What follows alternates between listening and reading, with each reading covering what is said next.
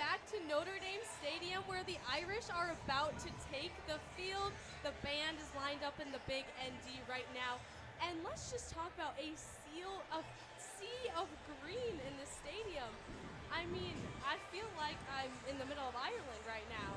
There's a little bit of blue, but that's only in like the corner. I mean, the Irish fans are showing up and showing out, and they got this theme down. The cheerleaders are in green today as well, and the Notre Dame Irish are about to make their entrance in their green jerseys. Weather today is 86 degrees, and it feels like summer, but the calendar says October, so something's a little off there for being in South Bend, Indiana. They're showing the team in the behind the field doing their prayer right now.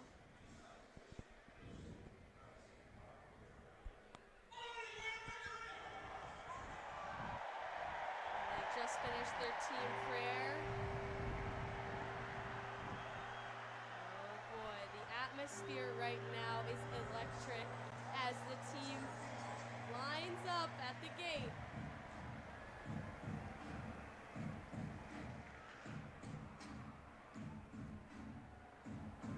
There you go, they're making their way. Banging the play like a champion today sign.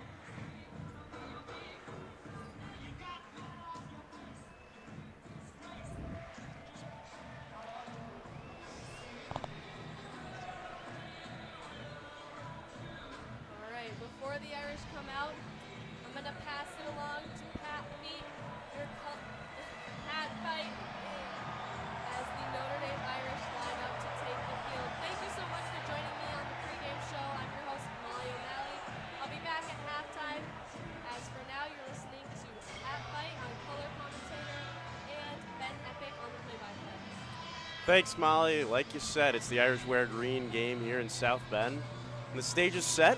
Notre Dame, Boise State, two playoff caliber teams meeting for the first time ever under the Golden Dome as Marcus Freeman leads the team out onto the field in those beautiful green jerseys. Ben, how are we feeling about the game? I'm feeling great about the game. The boys look great. Like you said, the Irish are 6-1 in these games as of late. They look great. They look fresh. We saw them warming up before the game. I think it's going to be a great game for the Irish today. Yeah, well, this is just the third time ever that two returning college football playoff participants square off outside of conference play. As Boise State now entering the field with a crowd booing them to the ground. Notre Dame saying their final prayers to the home crowd here. It's a beautiful day. It's a little hot, but we're ready to get going. Before we get started, I think Notre Dame, all eyes are on freshman quarterback C.J. Carr. He had two pretty slow starts against Miami and Texas A&M and has picked it up. He looked like a freshman in the first two, and then he looked like a stud in the last two. And I think, like Molly said earlier, he's a rare breed of Notre Dame quarterback. You could call him a dinosaur even. I thought he was extinct. But now a redshirt freshman quarterback coming in when we had two pretty senior members of the squad in the last two seasons. It'll be fun to see him work against this Boise State defense. Yeah, just seeing his development from the first 2 weeks to now, he looks like a first-round talent already 4 starts into his Notre Dame career. So that growth continues. We might be seeing a Heisman contender even by the end of the season. Absolutely. Boise State arriving with plenty of firepower of its own. Quarterback Maddox Madsen comes off a career day, 321 yards and 4 touchdowns last week against App State. And he throws this ball to a veteran group of receivers. So it's going to be fun to see these two offenses shoot out against each other as Notre Dame and Boise State meet at the center of the field. Captains, let's see what the toss is for today.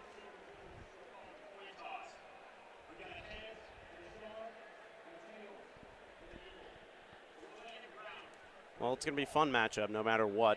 I think it's going to be a test of who can hold down the other team's offense today. These defenses are not the best in the country.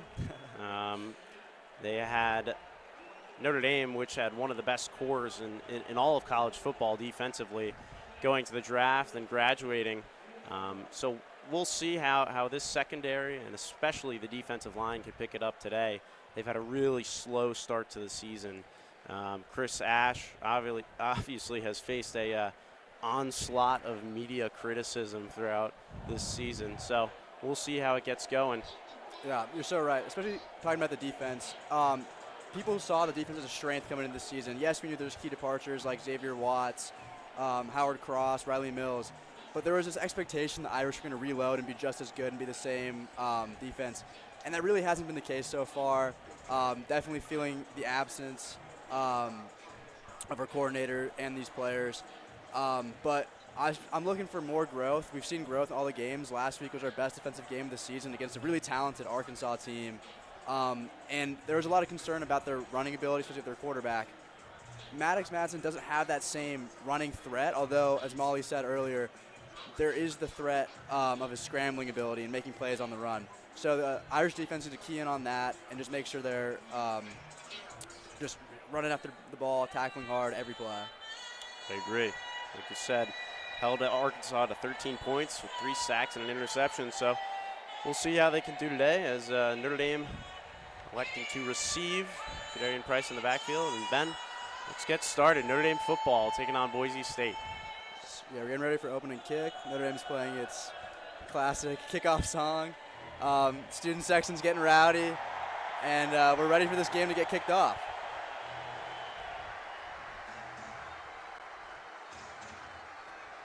Kicking for the Broncos is Colton Boomer, and receiving is Jadarian Price all the way back in the Irish own end zone, right behind the seat of the students and the band.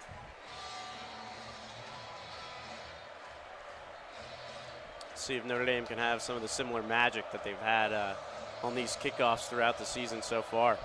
Yeah, like you said, Jadarian Price, electric return man. Kick is good, kick is up, and it's out of the back of the end zone for a touchback. Let's get started. Here we go. CJ Carr coming on the field for the first time. Fresh set of downs to start the day.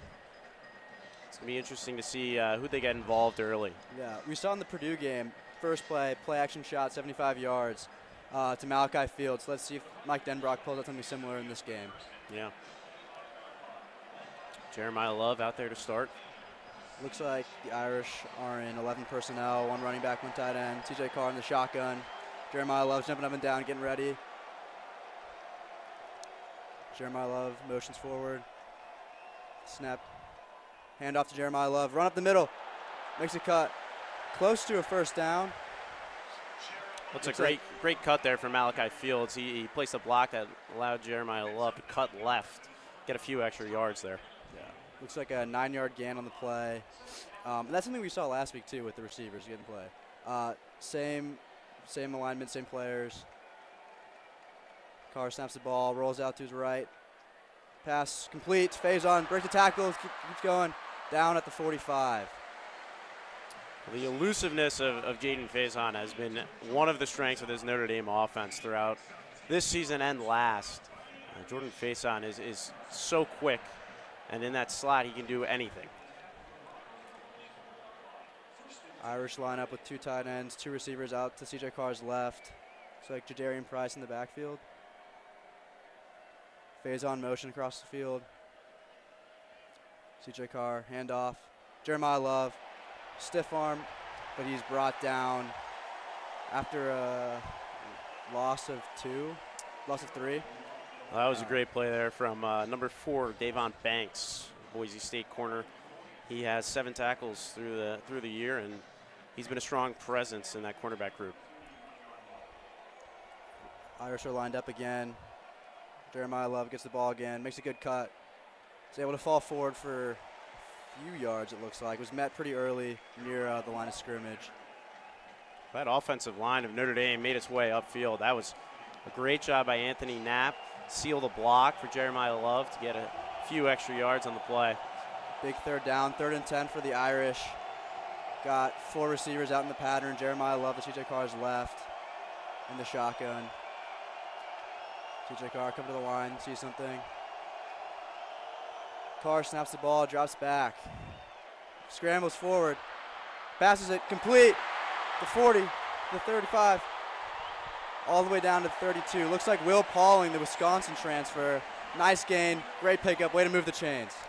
Well, the one thing I can say about C.J. Carr is he is great on the run. His ability to throw while he's moving is something that the past two quarterbacks for Notre Dame have not been able to do as well. Riley Leonard and Sam Hartman were very good pocket passers, and C.J. Carr is kind of the opposite. Looks like the Irish are in 12 personnel right now, 2 tight ends, phase on motion, play action to the love. Wide open to Faison, first down. Faison's going all the way down, taken out at the 6-yard line. First down Irish. Jordan Faison was wide open that entire route. C.J. Carr going through his progressions took a little long to get to him. Thought he could have had a touchdown if he hit him earlier. Yeah, and you know Faison, once he gets the ball in his hands, that's when he's the most dangerous. So, but I'm glad C.J. saw him. We got the first down, able to move the chains. Absolutely. First and goal from the Boise State 8-yard line. Jeremiah Love still the back, 1 tight end, 2 receivers. Handoff to Jeremiah Love, able to get 3 yards on the play, down close to the 5-yard line. That's Gerby Lambert, the freshman right guard, leading the charge there, trying to push Jeremiah Love through. I don't know if Notre Dame's inside run game has been as effective as they would have liked this year, but they're still trying to get it along, especially with Jeremiah Love and Jadarian Price. It's kind of hard not to have a good run game. Exactly, yeah. Irish lined up, extra lineman in, Faison in motion across the field, left to right. Jeremiah Love the back, snap, handoff Jeremiah Love, inside run, and he fights his way to the 1-inch yard line. So close. They might review that. I don't know if it's the ball crossed the plane, but very close. Great hard-nosed run by Jeremiah Love right there. Yeah, Jeremiah Love. There's an even injured player on the field. Jeremiah Love, great job there. He got wrapped up by Marco Notriani. Fought for an extra 2 yards there, and I thought he got wrapped up at the 3. Looks like an Irish lineman is down, close to the 10-yard line. Medical staff is quick to come out. Didn't see what happened there. It was probably in the trenches. They've been doing this run game for the past 4 plays now. Yeah. Gets a little taxing on a guy as big as one of these Notre Dame offensive linemen. Yeah, it's a big scrum in the middle, extra lineman in. It's just unfortunate to see. We hope he's okay. Can't see who exactly it is, but we'll take a little break here as the Notre Dame medical staff comes out to look on him. We'll be right back. Stay with us. WVFI, the voice of the Fighting Irish.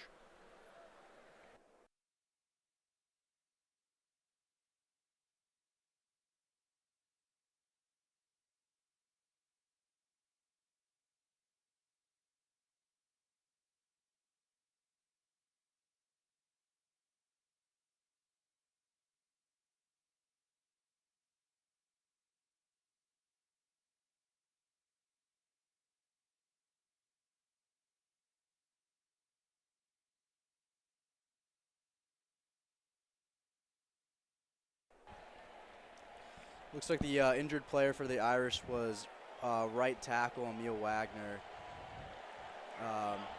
He's able to walk off the field on his own accord. Can't see who his replacement is, but it is 3rd and 1 on the Boise, near the Boise side. Jumbo package here, wildcat play, snap to Jeremiah Love, false start, I believe. There's a flag on the play. Looked like one of the offensive linemen for Notre Dame jumped. Yeah, that's not what you want when you're on the 1-yard line, especially when Notre Dame has been running this wildcat formation with Jeremiah Love. Yeah, Denbrock has been really trying to implement that wildcat play, and it had some success against Texas A&M, but obviously not right there. Irish come out, 3 receivers, tight end, and Jeremiah Love. 3rd and 6 on the Boise 6-yard line, 3rd and goal. Look for a pass play here. Jeremiah Love motions to the side. Eli Raridan left to right across the field. Lines up in line. C.J. Carr throws it to Eli Raridan, who gets down to the 1, 4th and 1. Raridan did a good job there to get the catch. Usually what you see with these big tight ends when they're on the run, the QB is throwing to them and they're trying to get a gain, is that they forget their hands. They don't catch the ball. Yeah. So it was a good job there by Eli Raridan, but Freeman is going for it. 4th and 1.5. Jumbo formation. Micah Gilbert motions in line. Wildcat again. Ball goes to Jeremiah Love, who gets stopped short, gets met in the backfield. Turnover on downs. Boise State ball on their own 2-yard line. Billy Strout, the captain there, the left guard, did not seal his block very well. Jeremiah Love got swallowed up by about 5 guys on the 1-yard line. Left tackle and left guard both motion right. That's not what you want to do when Jeremiah Love is going left. Boise State players are trying to hype up the Boise State section off to our left in the stadium. It's a pretty good Boise State crowd. A lot of blue in the stadium, more than I thought, but there's a healthy amount of green as well. Absolutely. They travel better than I thought from Idaho. Well, and now on the field, Team Irish Award, Presidential Team Irish Award winners. Look at that. And we're going to take a little break here, 2-minute timeout. We'll be right back. WVFI, the voice of the Fighting Irish.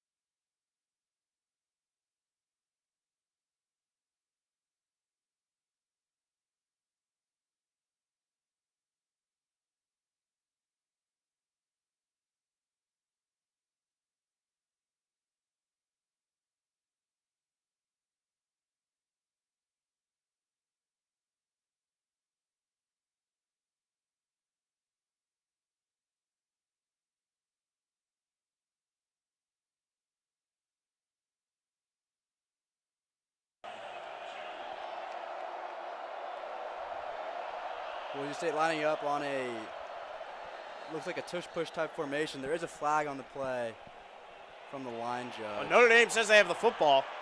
Looks like a fumble. Drake Bowen and Adon Schuler both signaling that they got it in that little scrum. I don't know what that play call was from Boise State. They try to run some sort of tush-push variation from their own 1-yard line. Yeah, not what I would have gone with, but we're going to hear from the umpire right now.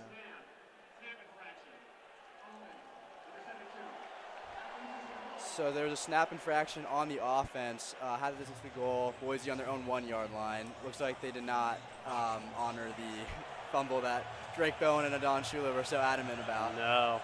Looks like Boise's going to run the same formation. Madison has an under center with 3 running backs behind him. Going to push. Looks like he gets pushed back, was able to fight for 1.5 yards. Well, Looks like they're just trying to free up some space here so they can work with their quarterback, but you waste, down there getting 1 yard. Now the ball's on the 3. 2nd and 9 for Boise from their own 3-yard line. Looks like they have the same personnel.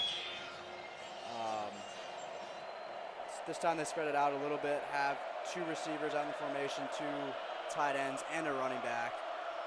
Still tight under the line. Handoff, gains a yard, met immediately. Short gain, 3rd and 7, Boise. Yeah, that was Jaden Osbury, the sophomore, 14 tackles on the year, and last year he was 3rd in total tackles among linebackers on the team. Irish faithful getting rowdy so far. Notre Dame defense, although they lost that core, has a lot of strong returning players. We'll see if they can make a difference here. Boise lines up, 2 receivers on each side, 1 running back. Motion from the outside receiver. Line is in line. Maddox Madsen rolling out, boot to his right, throws on the run, and it's deflected by Devonta Smith, but there's a flag on the play. Looks in the defensive backfield. Looks like it might be pass interference. That was Devonta Smith in coverage, signaling, holding on the defense. Devonta Smith. Well, Maddox Madsen rolled out immediately on that play. I think he knew who he was throwing to. They get the luck of the draw here, move the chains on a pass or a holding call. 1st and 10 from the Boise 15 for the Broncos. Line up 3 wide receiver, 1 extra tight end in. Motion from receiver on the left. Motions back out. Looks like with Devonta Smith blitz coming in. Run, met immediately. 2 flags come out. 3 flags immediately.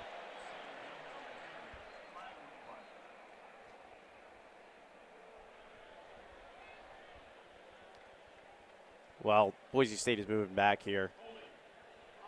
Holding on the offense. We had 2 flags already here, or 3 flags already here. Real sloppy play so far. Refs are definitely trying to get involved today. Absolutely. Well, Chris Ash showed blitz there. I'm surprised he is usually a good coverage defensive coordinator. Haven't shown much blitz this season. Bunch formation for Boise State. Motion out of it. Maddox Madsen dropping back to pass. Is pressured. Steps up in the pocket and is hit by Boubacar Traore after a short gain of 2 yards. 2nd and 16 for the Broncos. I mean, Boubacar Traore has been Notre Dame's most electric defensive player this season. Maddox Madsen rolled out to the left and he clipped his heels to get him down. I've been really impressed with Notre Dame's, I would say, most disruptive pass rusher this season. Quiet from some of the other guys on the line, but Traore has been a beast in every game he's played this year. Boise coming out with 2 wide receivers on each side, 1 running back. Running back motions out. Looks like false start or offsides. Flags go flying today. Yeah, well, that was, I believe, Junior Tuialamaka on the right side of that line who got the left tackle to move. Yeah, and they're going to call an offsides on that. Tuialamaka, 2 tackles, 4 QB hits this season.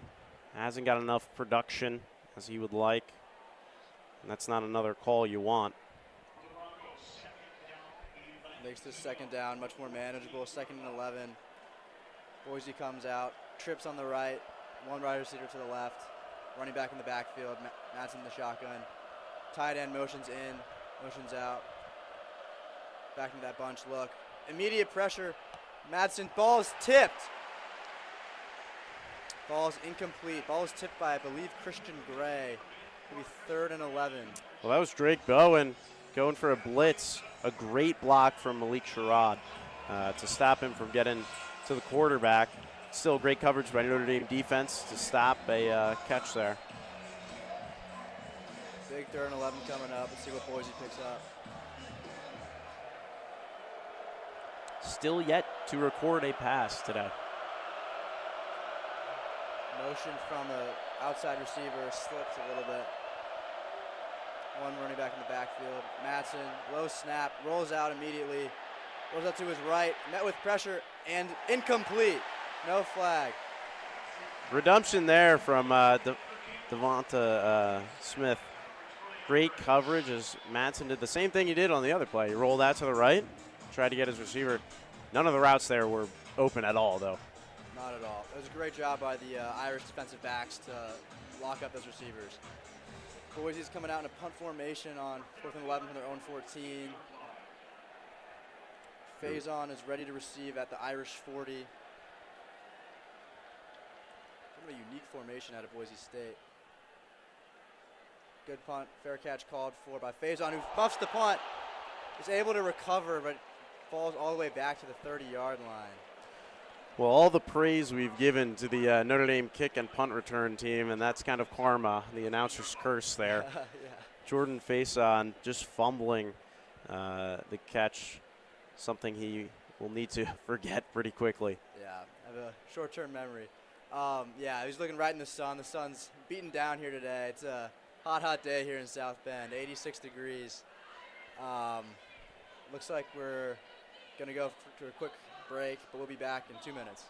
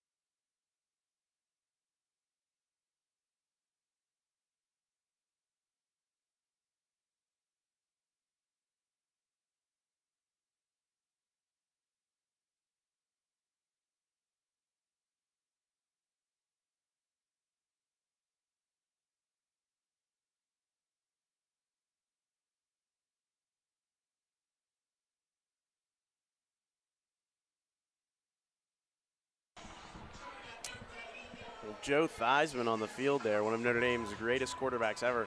Unfortunately, did not win the Heisman. It's actually the pronunciation of his last name used to be Theismann, and then in college they changed it to Theismann for his bid, and he lost. Oh, so, really? I did not know that. Yeah, it's one of the most embarrassing tales of Notre Dame football lore, but nonetheless, one of the greats. Hyping up the crowd here as we get back into action. Irish are coming out looking for some points on this drive. They looked good the last drive, just couldn't punch it in there at the end. Yeah, I want to see CJ Carr throw the ball here. Yeah, 2 receivers on each side. Motion, Will Pauling motions inside of the slot. Jeremiah Love in the backfield. Pass complete to Raridan for a 4 or 5 yard gain. Second and 7. Took the first check down there. Eli Raridan rolling out to the left. CJ Carr not wasting any time. Hitting him on the check down to get a few yards there. And that's something you don't typically see out of a freshman quarterback. Sometimes they want to air it out. We know CJ's a gunslinger, so that's good to see. Irish for second down.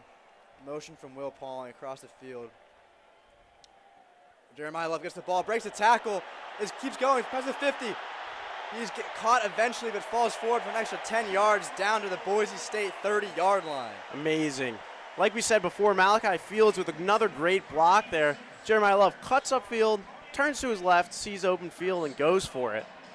These explosive plays that Notre Dame has taken advantage of are going to be a real difference maker if we can capitalize on them.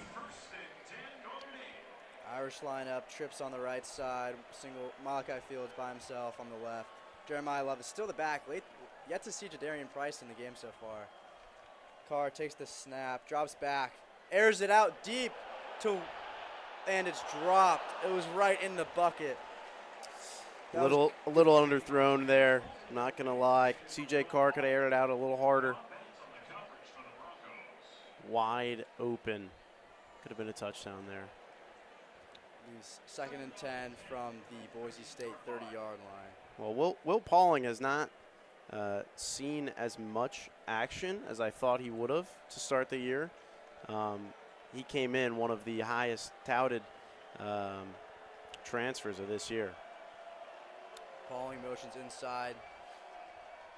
Hand off to Jeremiah Love, who breaks to the outside, cuts back inside for a nice gain of 7 yards.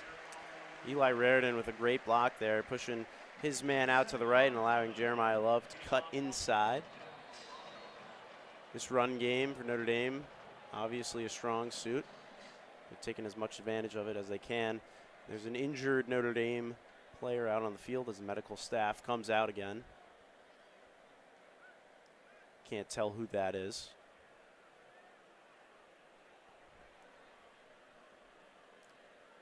Both teams now going towards their own sidelines.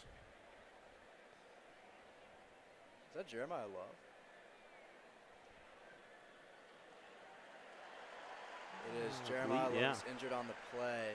He just sat up to a loud roar from the crowd. Looks to get up. Able to walk off on his own accord. Well, that's good to see. You never want to see your Heisman caliber running back get injured, but absolutely not. The perk of having 2 Heisman caliber running backs on your team. Absolutely. Next man up mentality. Like you said, we haven't seen Jadarian Price yet. It'll be interesting to see if he comes in now. I think Jadarian Price, to his credit, has a lot more explosive open field power than Jeremiah Love. Love is kind of this workhorse running back. But Jadarian Price is something special as well. Price comes into the game. Pauling motions left to right across the field. Motions back. Hand off to Price. Able to break free a little bit and reach just past the first down marker. Able to move the chains, keep this drive alive for the Irish. Well, like you said, Will Pauling has been in motion basically this whole game. And I think Marcus Freeman is using him as a great blocker. He put on a nice block in the backfield there to give Jadarian Price some room to work with.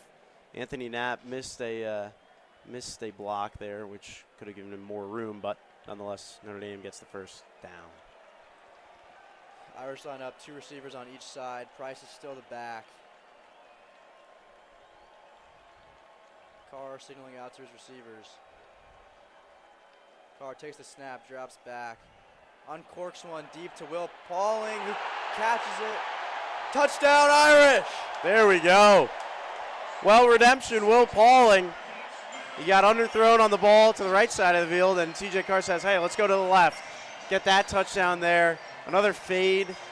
I mean, that's poise from a freshman quarterback in the backfield to throw that ball, try and get the outside shoulder. Just a beautiful ball. That's a next-level throw right there by C.J. Carr. We know he's had great touch in his hands, but that was just a beautiful pass. I think it's also, give credit to Will Pauling there. Made that catch in the air, readjusted his body, brought it down with him. Notre Dame 6, Boise State 0. Notre Dame without their normal place kicker today. Eric Schmidt will be taking the place kicks and the kickoffs.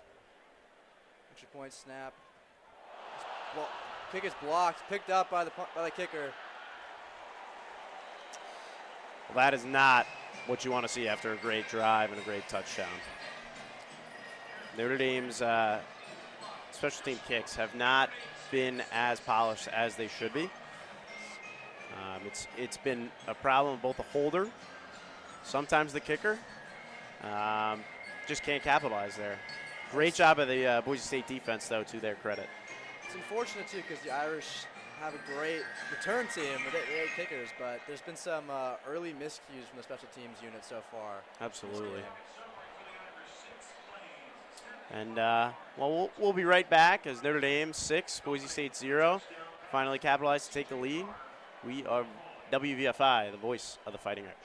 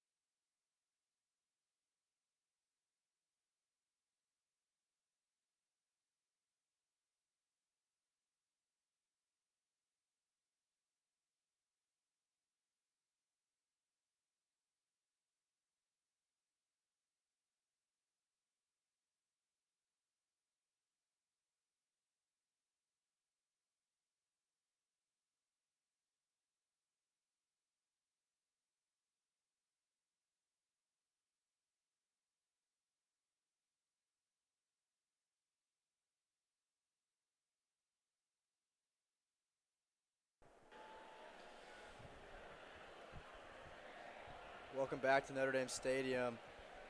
Irish are ready to kick off. Forget that missed extra point. That leaves us at 6-0. Eric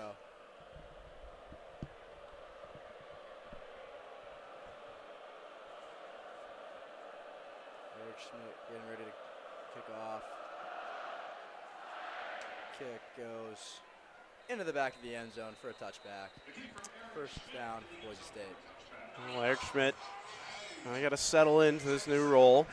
He was the kickoff guy, and now he's just gotta find his rhythm.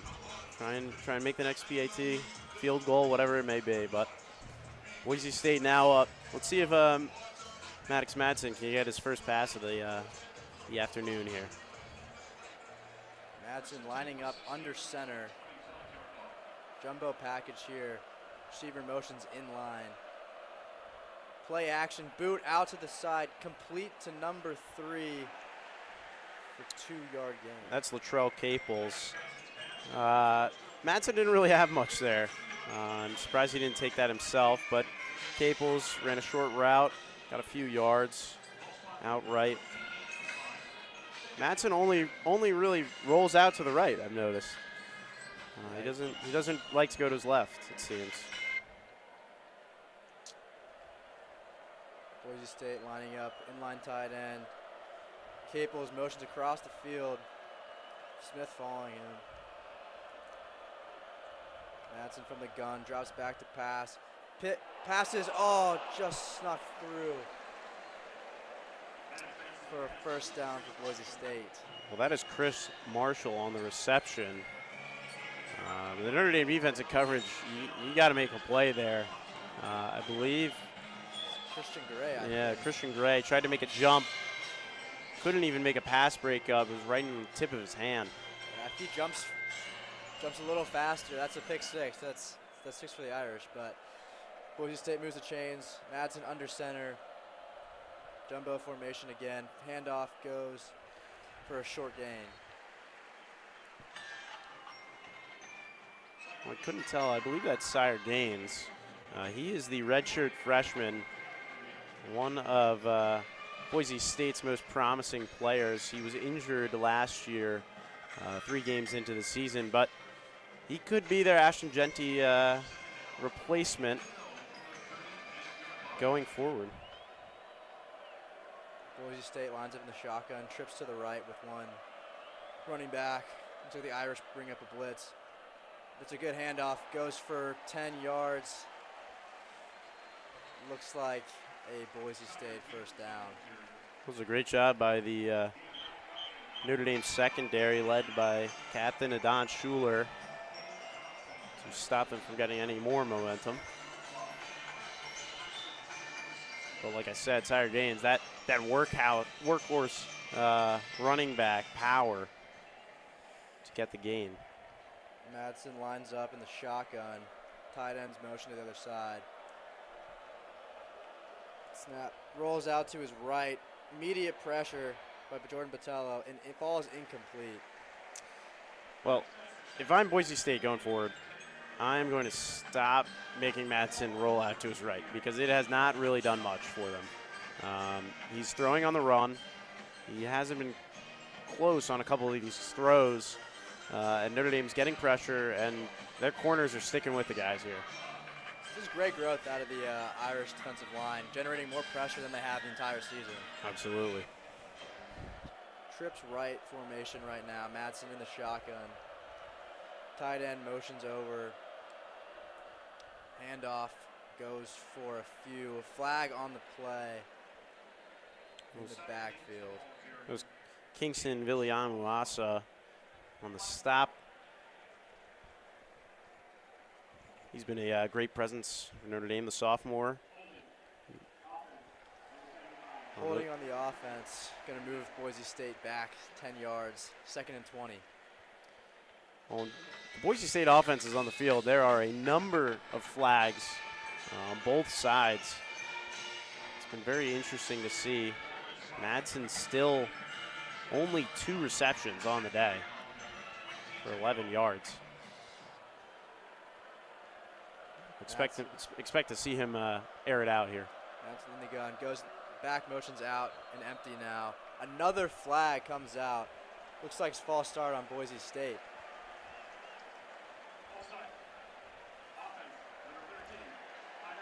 Move it back. 2nd and 25. A lot of miscues for Boise State so far. They're going to win this game. They're going to need to clean that up. Well, Latrell Capel's back in the game, subbing out Chase Penry here. I'm very surprised that really they've not tried to air it out at all. I mean, he's not playing in the pocket. He's rolling out or he's handing the ball off. Madsen comes out and empty, trips right, 2 receivers to his left. Tight end motions across the field, number 82. Little end around action. Dump off short. Able to get some separation. And he is upended for a gain of 10, looks like. My goodness. Adon Schuler, that is one of the most aggressive tackles I've seen all year. The captains of this defense really bring the pressure. Drake Bowen, Adon Schuler, I mean, they know how to hit somebody. Schuler really setting the tone here. New Irish defense with more swagger, and I'm here for it. Boise State lines up. Tight end goes in motion. Single coverage up top. Blitz coming, and Madsen is sacked at the 35-yard line by the Irish. That looks like Drake Bowen and the defensive line getting in there. I love the pressure. When Chris Ash brings pressure, Notre Dame defense gets the job done. Full team effort there on the line. Bowen right up the middle, right through Malik Sherrod. Irish defensive front has been violent today, generating tons of pressure and getting that great sack. Looks like Faison's here to return the kick. Fields it at the 20, clean catch.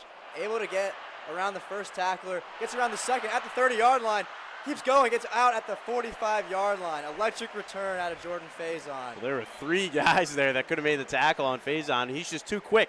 Rolls out to his right, gets enough space, get upfield. Ooh, a little stiff arm there. Able to get the edge.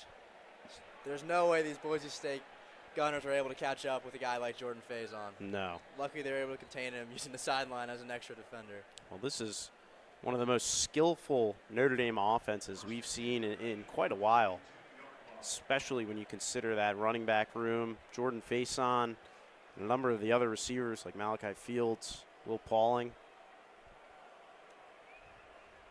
Irish in 11 personnel.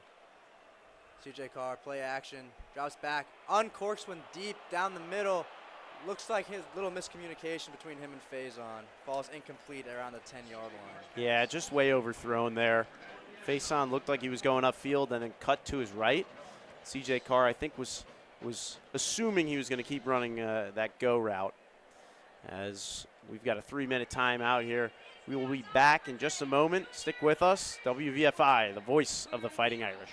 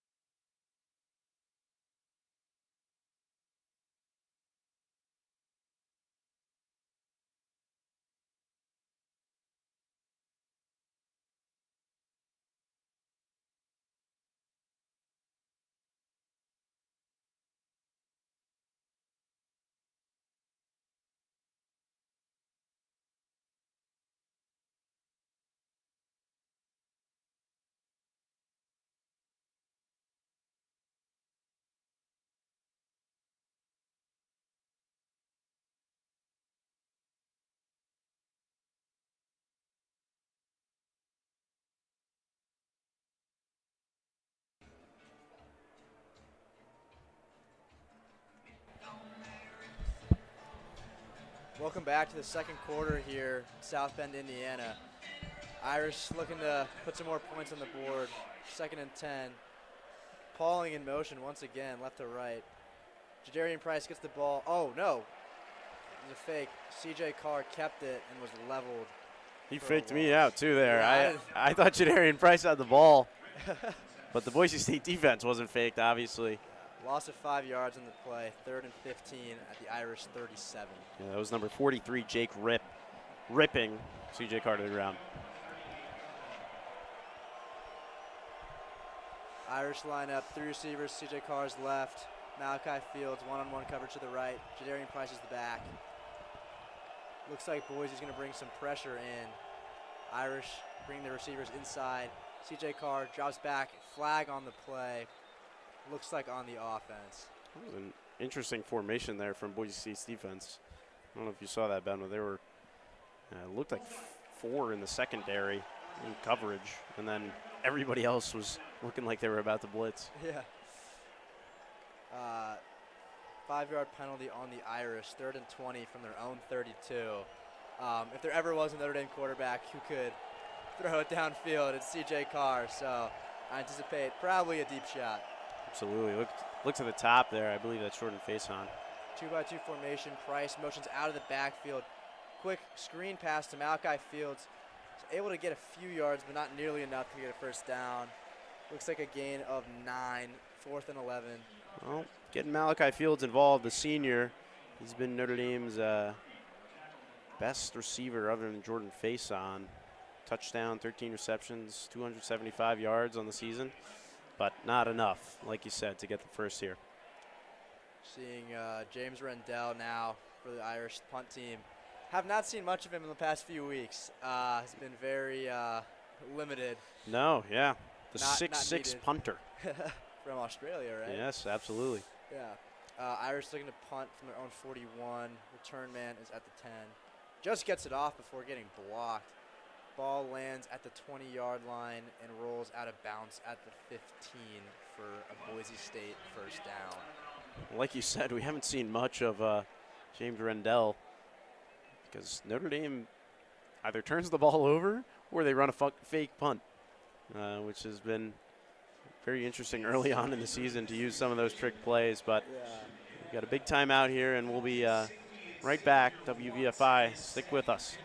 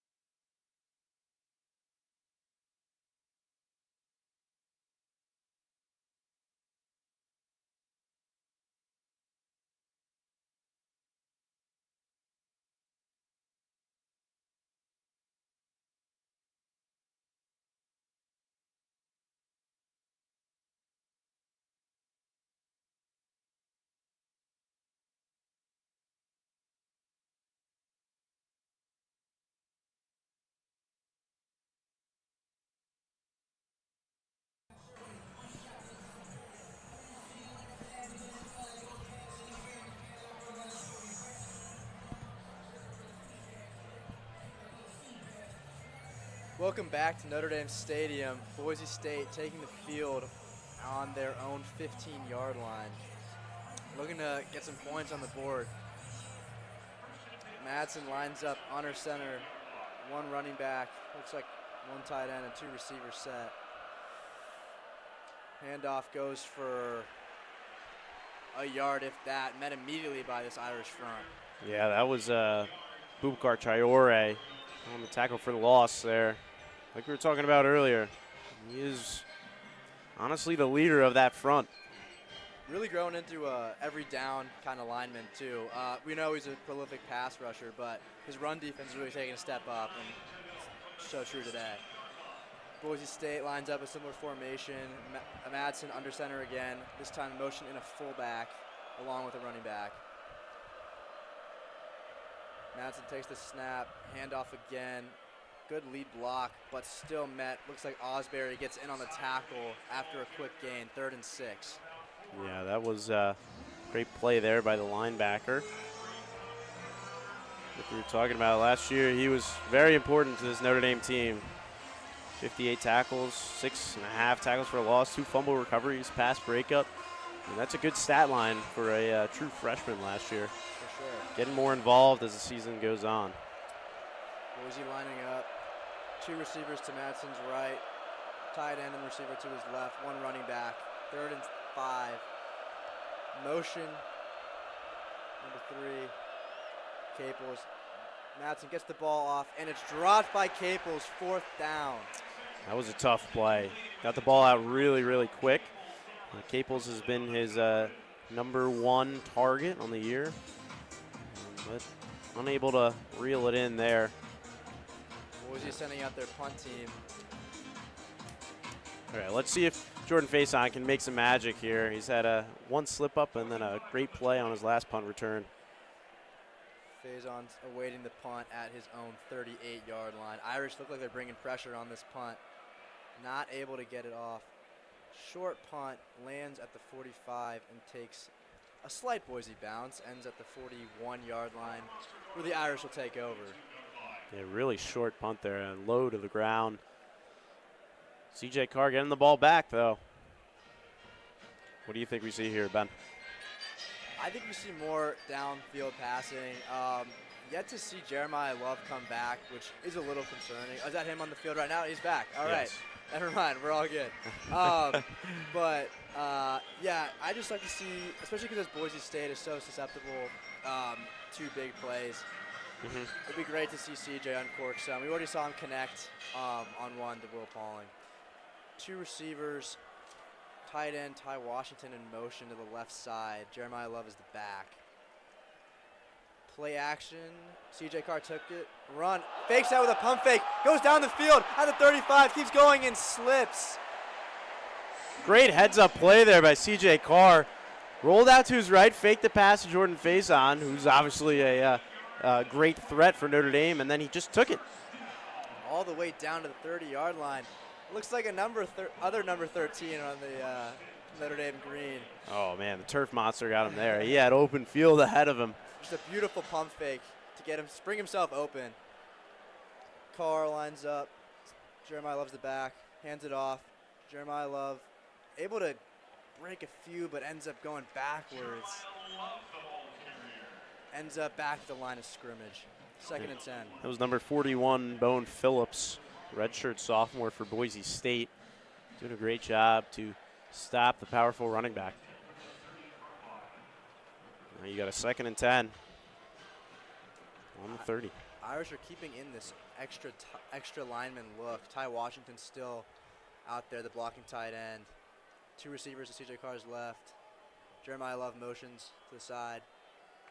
Carr takes the snap, drops back. Unloads it into double coverage and it falls incomplete. Irish sidelines wanting a flag for some early contact, but they don't get it. Well, I got to be honest. Both Will Pauling, or Malachi Fields, and Jordan Faison ran out routes to their left.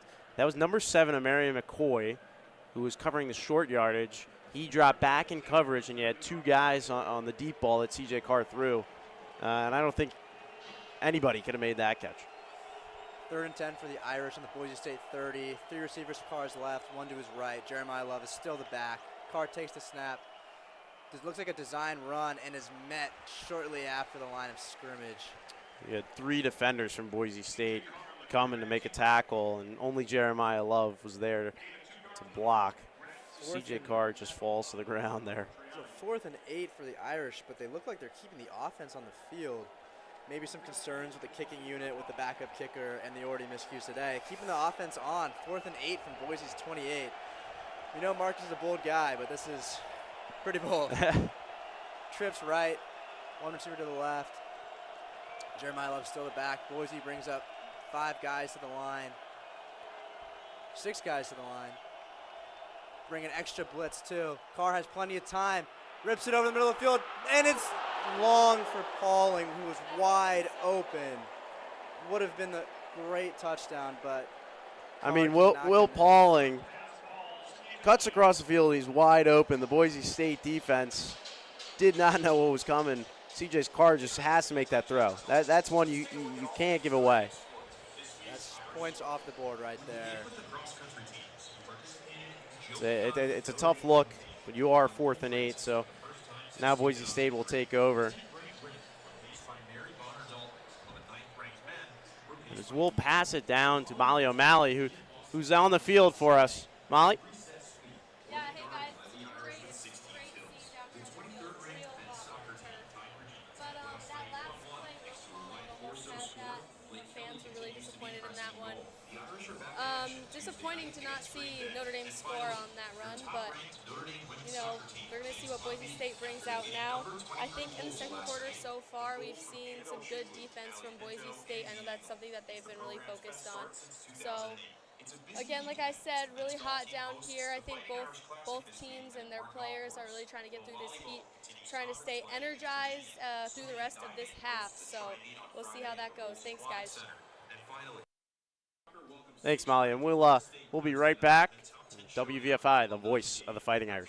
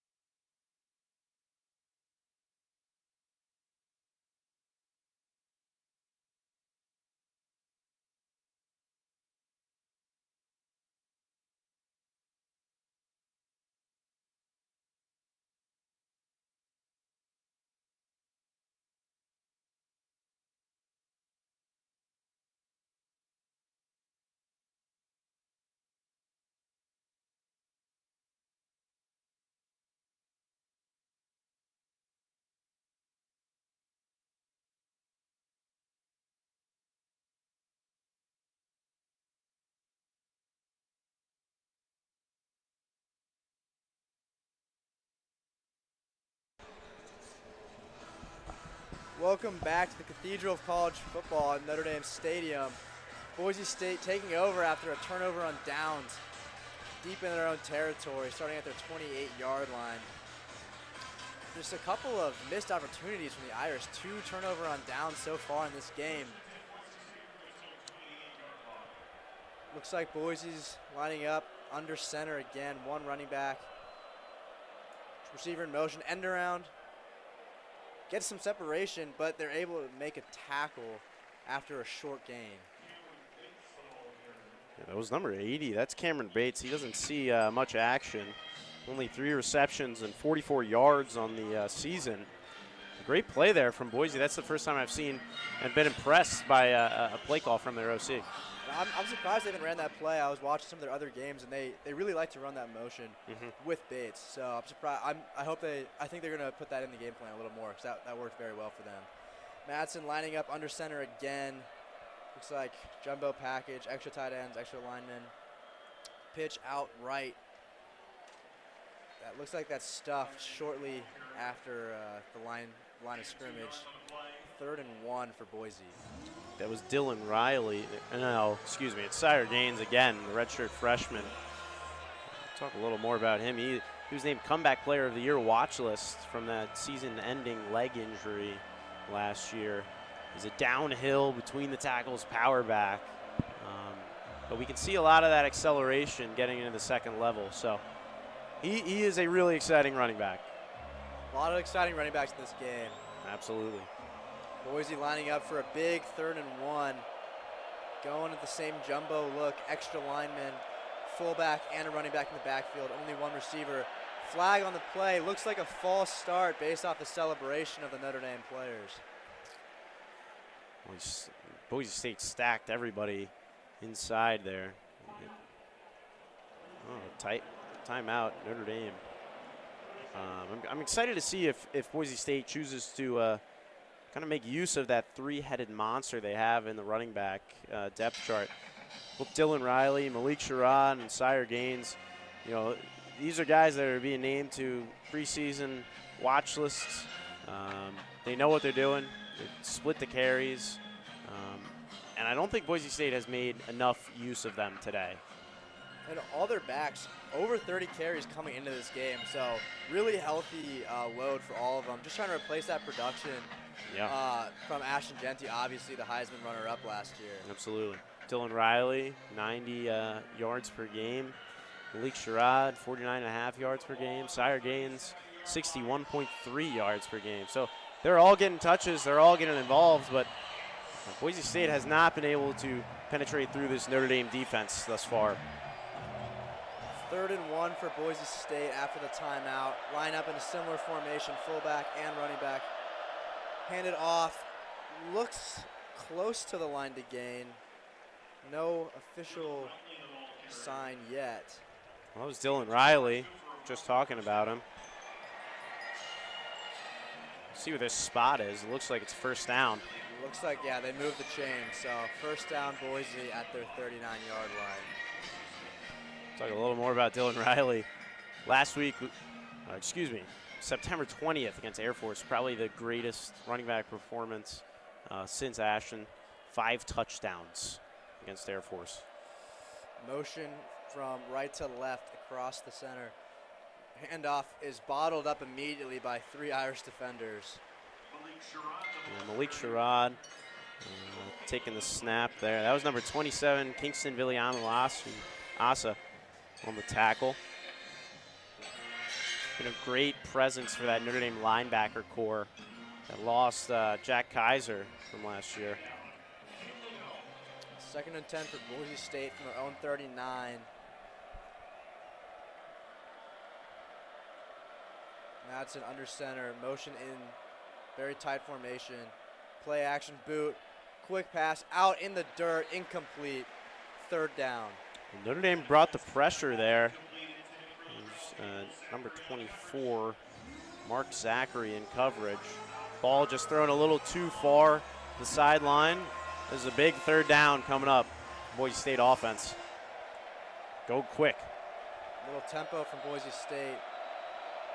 Notre Dame ends up taking a timeout in order to get set, make sure they don't get burned on this big 3rd and 10. Well, both teams going to talk it over. Boise State, I think this is one they need. Down 6-0, 6 minutes, 30 left in the second quarter, 3rd and 10. Really interesting game, too. I was not expecting it to play out this way. Both these defenses have struggled this year so far. I was expecting a shootout, but 6-0 with 6 minutes left in the first half is a really unexpected game script so far. Absolutely. I mean, we were talking about it pregame. These two teams have shown that they can throw the ball, that they can run the ball, that their special teams can get points. So this has been one of the most unexpected results thus far. We'll see what Boise State can do here, though. Maybe flip that script. Irish defense is doing some crowd engagement right now, trying to get the crowd loud. Madsen lines up in the shotgun, trips right, single receiver to his left, 1 running back. Motion out wide. drops back, quick pass over the middle, and is able to get a first down for Boise State, down to the 48-yard line of Notre Dame, 47-yard line. Well, that was Ben Ford on the catch. They just had 3 guys outright, all doing slants. That was nothing special. Notre Dame just didn't catch up on it. They moved the chains, first down on the 48. Boise State running a similar tight formation. Receivers are in. Tight ends are close as well. Looks like some confusion from the Irish defensive backs, but they get set. Motion. Madsen drops back, is immediately pressured, rolls out to his right, able to get it off. Big gain for Boise State. Tackled out of bounds at the 20-yard line with a flag for a late hit, it looks like, by freshman Tay Johnson. That was number 5, Chris Marshall from Boise State. He had, I mean, Madsen had 3 guys open there that he could have thrown to. He just chose the out route to the right.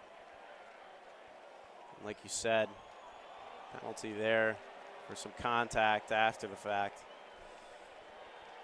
That's something you can't do as the Notre Dame defense. You give a big play, can't have a personal foul. Yeah, 15-yard penalty, it looks like, on the Irish. Yeah, it's freshman safety Tay Johnson, I believe. Hits him in bounds, but the pull after the fact, I guess, is what Something you can't do. Yeah, brought it up to a personal foul. Boise State first and goal, Notre Dame 10-yard line. Madsen under center, motion from the tight end, boot out to the left. Madsen is being chased by junior Tuiamaka. Pump fake, able to generate some, and slides down at the Notre Dame 6. Looks like he could have gotten some more yards, but didn't want to get a big hit, I guess. Well, he just rolled out to his left. Nothing special. Everyone was covered, and he just had a little pump fake that got junior Tuiamaka in the air. Took the route up the middle and slid. It's a safe play by the quarterback. Get a few yards. And he got 2nd and 6, and this is going to be a tough stand for the Irish defense. He's got 3 receivers out to the right, tight end to the left. Running back, handoff. Got some good penetration down to the 1. Ball comes out. Looks like Boise was able to jump on it. Well, those Sire Gaines, the ball carrier.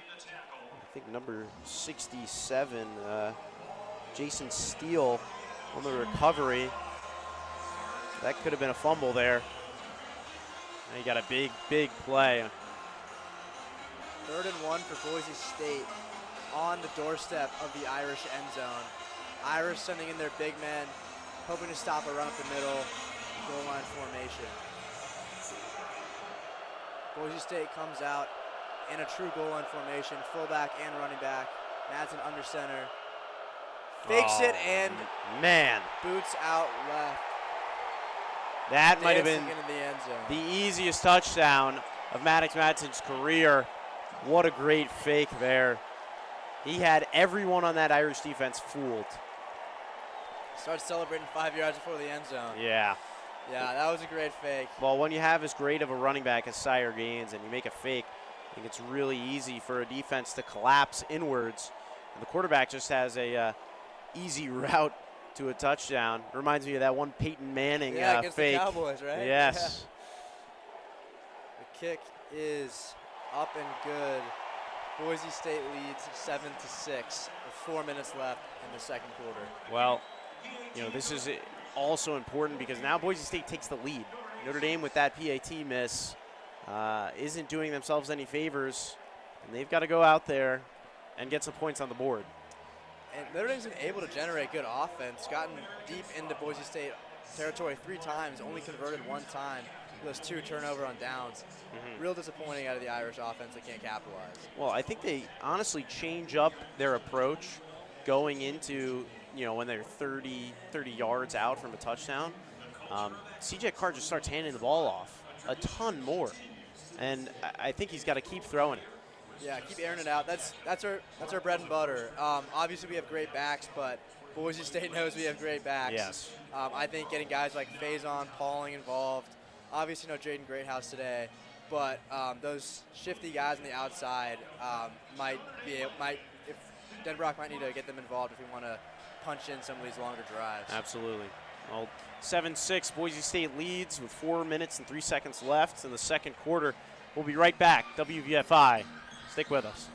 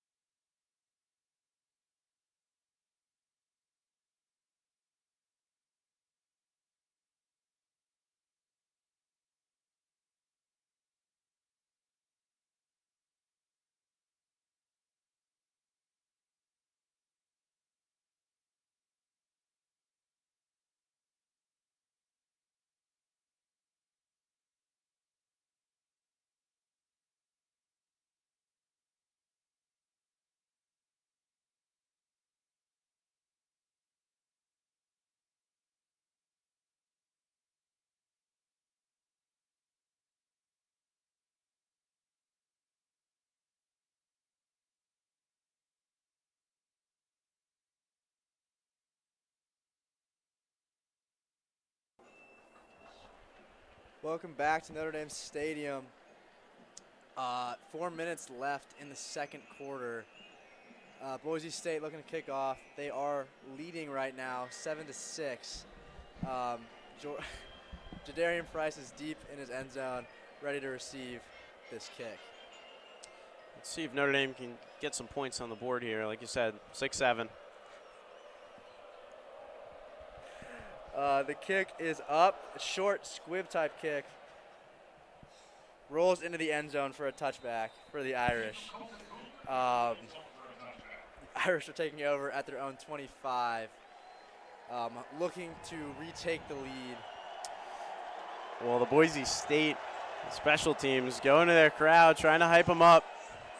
Like you said before, there is a pretty notable presence here, especially when you have everyone for Notre Dame wearing green. Kind of single out who's not a Notre Dame fan. Here we go. Irish lining up. 3 receivers out in the formation, 1 tight end. Pauling motions in once again.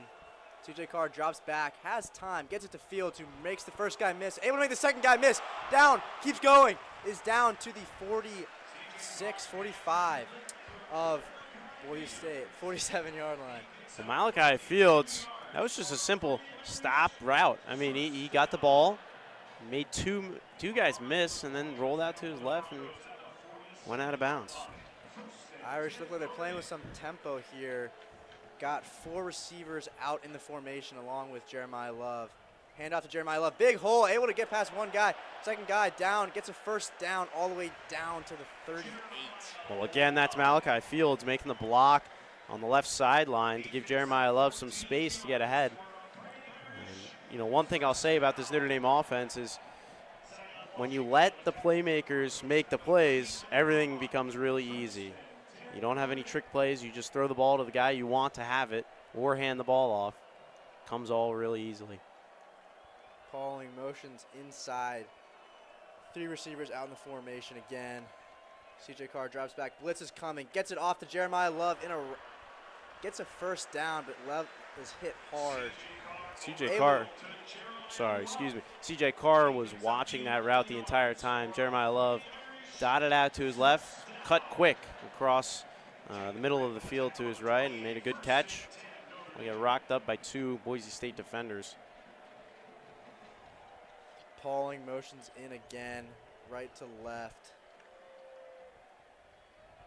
Hand off to Jeremiah Love, able to make a spin move to get some extra yards. Falls forward for a great gain. Yeah, just feeding the ball to your playmakers, like we were saying. Jeremiah Love back in for Jadarian Price. Let's see what Notre Dame can do here on the 23. 2nd and 5 for the Irish. Looking to punch it in finally. 4 receivers out in the formation, and Jeremiah Love, who goes out for a route. Carr pump fakes, is in trouble, rolls out to his left, uncorks one deep to Will Pauling, who tries to make a spectacular one-handed grab, but just can't get his head around in time. Incomplete, 3rd and 5. C.J. Carr in the shotgun there, took the snap and then pump faked right into Ashton Craig, the center. And then he rolled out to his left. Tried to toss it up again to Will Pauling, who's been very, very involved today. After those first 3 games, he was kind of absent. He's new to the Irish roster, 2 seasons at both Cincinnati and Wisconsin, and only at Arkansas he recorded his first receiving touchdown. So 2-minute warning. We'll be right back. WVFI, voice of the Fighting Irish. Stick with us.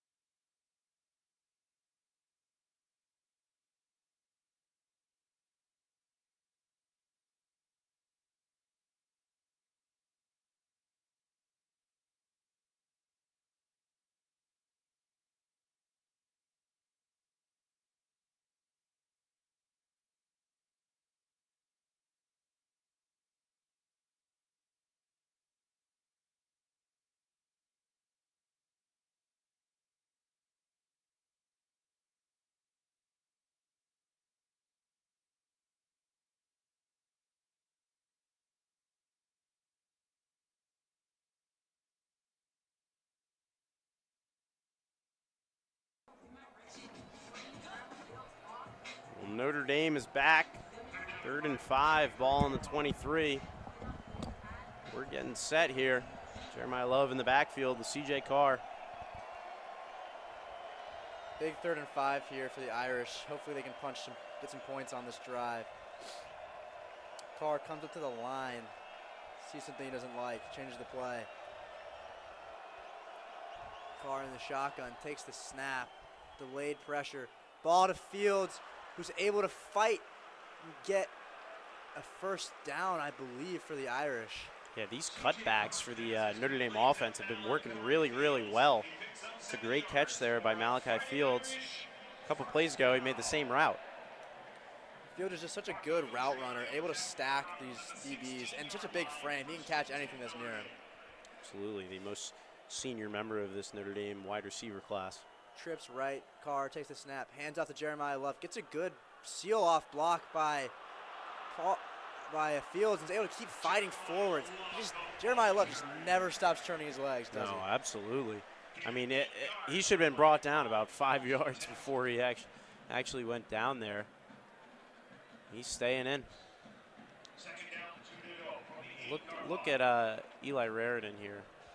He might roll out. We'll see what Notre Dame does. 2nd and 2 from the Boise State 8-yard line. Carr takes the snap from the shotgun, throws it, and it's deflected, almost picked off, but there is a flag. It looks like probably pass interference or some sort of defensive holding. Well, they had Will Pauling and a slant route across the middle, which C.J. Carr tried to hit. Holding on the defense. Number 4, Davon Banks. Well, that's a mistake you can't make as a redshirt senior. First down for the Irish on the Boise State 4-yard line. Irish looking to forget their earlier miscues this close to the Boise State end zone and just punch this one in and take it into half with the lead. They also get the ball to start the second half, so yeah, it'd be great to stack some possessions here. No excuses here. Carr from the shotgun, Raridan motion. Carr rolls out to his right. No one's open. Keeps rolling, keeps looking, throws it out of bounds. Second down, Irish. Well, they were trying to go to Eli Raridan there. He motioned him across, tried to get going, rolling out to his right. We know that C.J. Carr is a great passer on the run. That was just a great job by Ty Benefield, the safety in coverage. We'll see here with 2nd and 4 what they choose to do.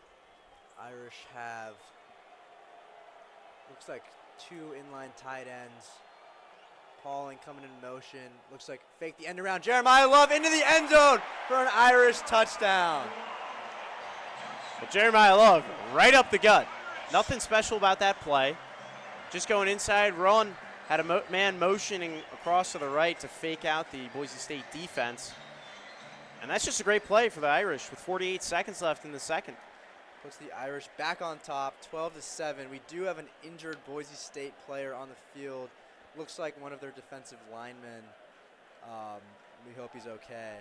Getting immediate treatment from the medical staff. Well, we'll look to take a timeout here. But Notre Dame punches in a touchdown. Now 12-7, 48 seconds left in the first half. Great job by the Notre Dame Fighting Irish offense.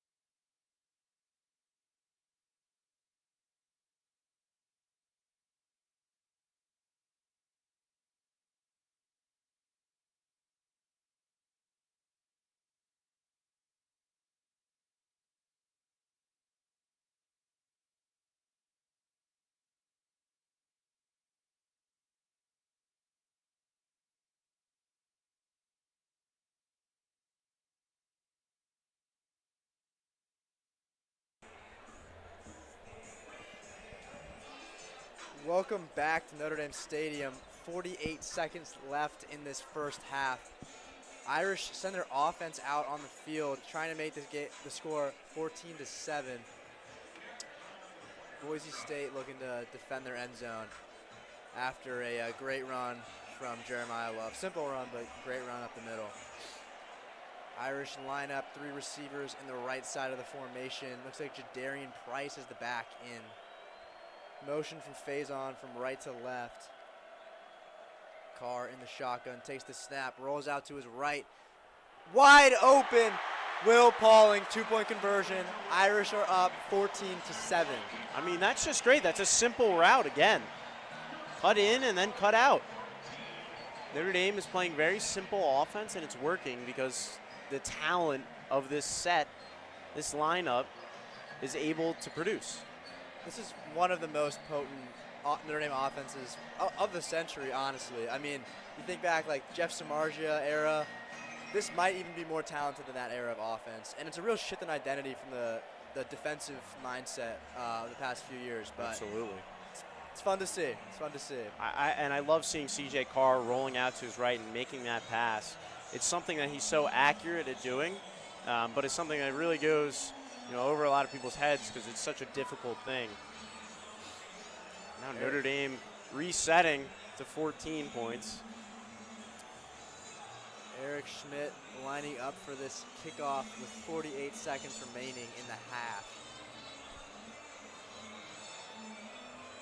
Kick is up and out of the back of the end zone for a touchback. Boise State will take over from their own 25-yard line. 48 seconds to try and make something happen. I'm not sure if Boise State has the offensive willpower to do that. They haven't looked as strong as they usually are. We talked about how last week Maddox Madsen had a career high in a number of different statistical categories. Really hasn't shown much special today. He's 5 for 10 with 62 yards. Broncos line up, 3 receivers to the left side of the formation. Madsen in the shotgun, run up the middle, bounced outside, wide open, one man to beat. Jalen Stroman with a great tackle to save a would-be touchdown. Yeah, like you said, Jalen Stroman, if he doesn't make that tackle, that is a touchdown. First down for the Broncos, Notre Dame on their own 45-yard line, 38 seconds remain. Madsen drops back in the shotgun, looking to the right side, rolls out, and it is almost picked off. Well, that is just terrible decision-making there. His receiver was in triple coverage. I believe that was Chris Marshall making that post route. Very dangerous pass from Madsen here. Jalen Stroman just too far away to bring that one in, but could have been a real change of the whole vibe of this game. Madsen in empty. 2 receivers to his right, 3 to his left. 30 seconds left. Snaps the ball, drops back, has his man out for a quick gain of 9 yards out of bounds. Clock stops, 25 seconds left. Yeah, that pass caught by Latrell Caples. It was a beautiful route. He cut inside, did a little spin, and got the ball on his right-hand shoulder to get out of bounds. A big 3rd and 2 now. Boise State slowing it down. They do still have 2 timeouts. Plenty of time to get some points on this drive. Irish faithful looking to stop that. Trips left. So 1 wide receiver on the right. Tight end motions across. 1 running back. Madsen drops back, looking to his left. Goes across the field. Pump fakes. Flag on the play. Madsen gets out of bounds. Another flag towards the end in the defensive backfield. That was, I believe, Kingston Viliamu-Asa getting the initial pressure, and then Donovan Heinisch not able to bring him down. That's something we've seen a lot with this Notre Dame defensive front, is that they get to the QB, but they can't bring anyone down. Now there's a flag on the field. The refs look like they're talking. So we'll see what the call is here in a moment. Looks like there's one both in the offensive and defensive backfield.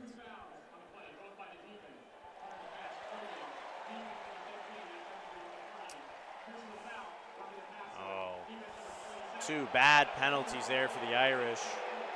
Moves the Boise State offense 15 yards further. personal foul. Yeah, roughing the passer. I'm not sure where that call was made. I guess they're saying forcible contact to the head. Yeah. It's the unfortunate that is the rule.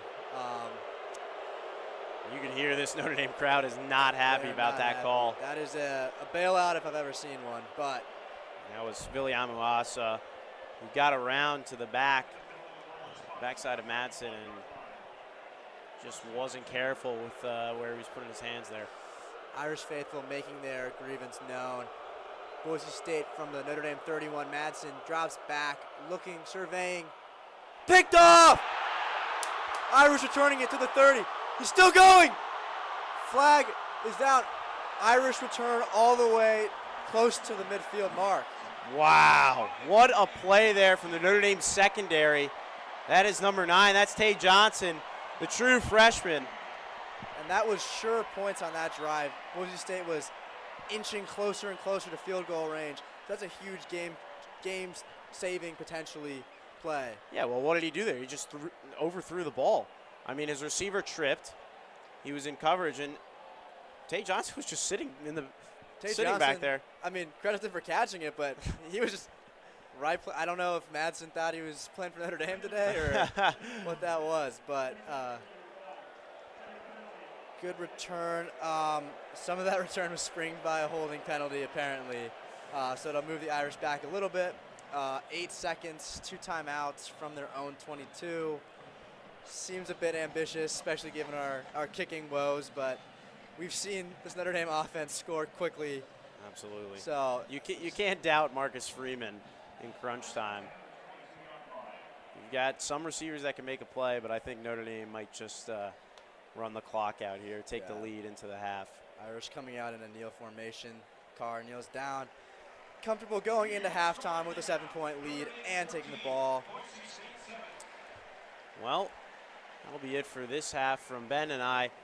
But we'll move it on over to Molly, our host for the half. She'll take us through some of the other scores, keys to this game, and what's next for Notre Dame versus Boise State.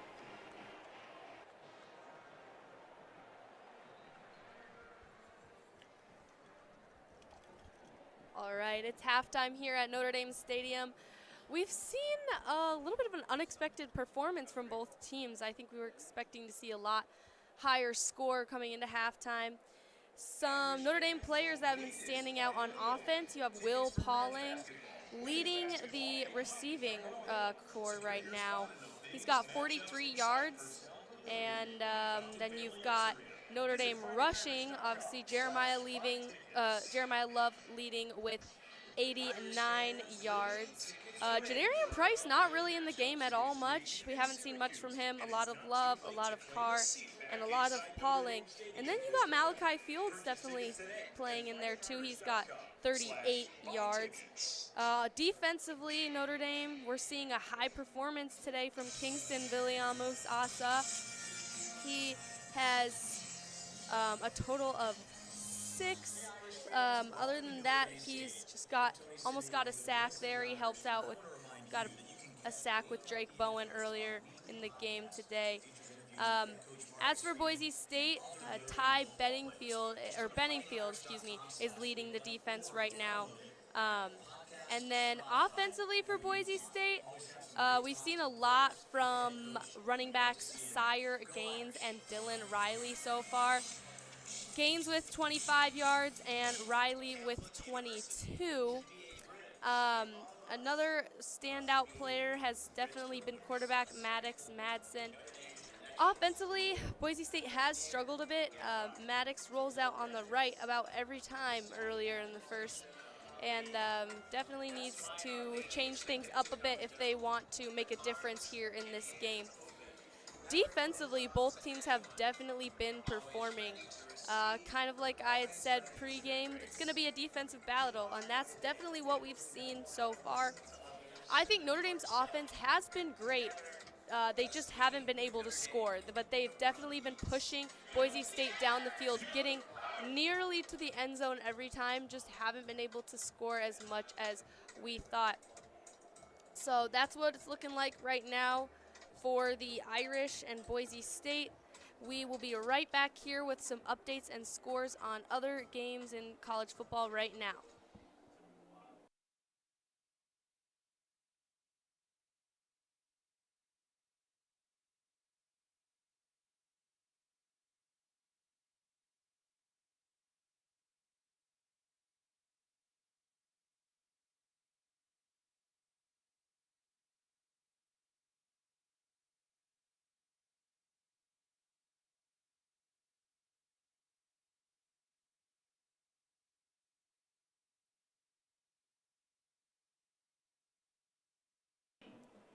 Welcome back to Notre Dame Stadium. It's halftime here. Notre Dame leads 14 against Boise State, who has 7 so far. The band of the Fighting Irish have just taken the field, but let's take a look at the other scores in college football we have going on today. We've got Virginia and Louisville tied right now. It's in the second quarter, 11 seconds left. It's also halftime for Texas versus Florida. Florida is leading 19-7. Then we got Bama versus Vanderbilt tied right now in the second quarter, about a minute and a half remaining. Halftime for Penn State over UCLA. UCLA winning 27-7. And then with about 10 minutes and 20 seconds left, OU is destroying Kent State so far, 17-0. Later today, you can expect to watch Mississippi State versus Texas A&M at 7:30 p.m., as well as Minnesota versus Ohio State at 7:30. And then you go down south to Florida. You got Miami, Florida versus Florida State. Big game day for Florida fans. That's also at 7:30 p.m. tonight. So big day in college football for sure. We'll be back with you a little bit later in halftime with some more updates, more keys to the game as we begin the second half. I'll be joined here again with my analysts, Pat Feit and Ben Eppich, and we'll have some more updates on college football as well. So be back with you soon.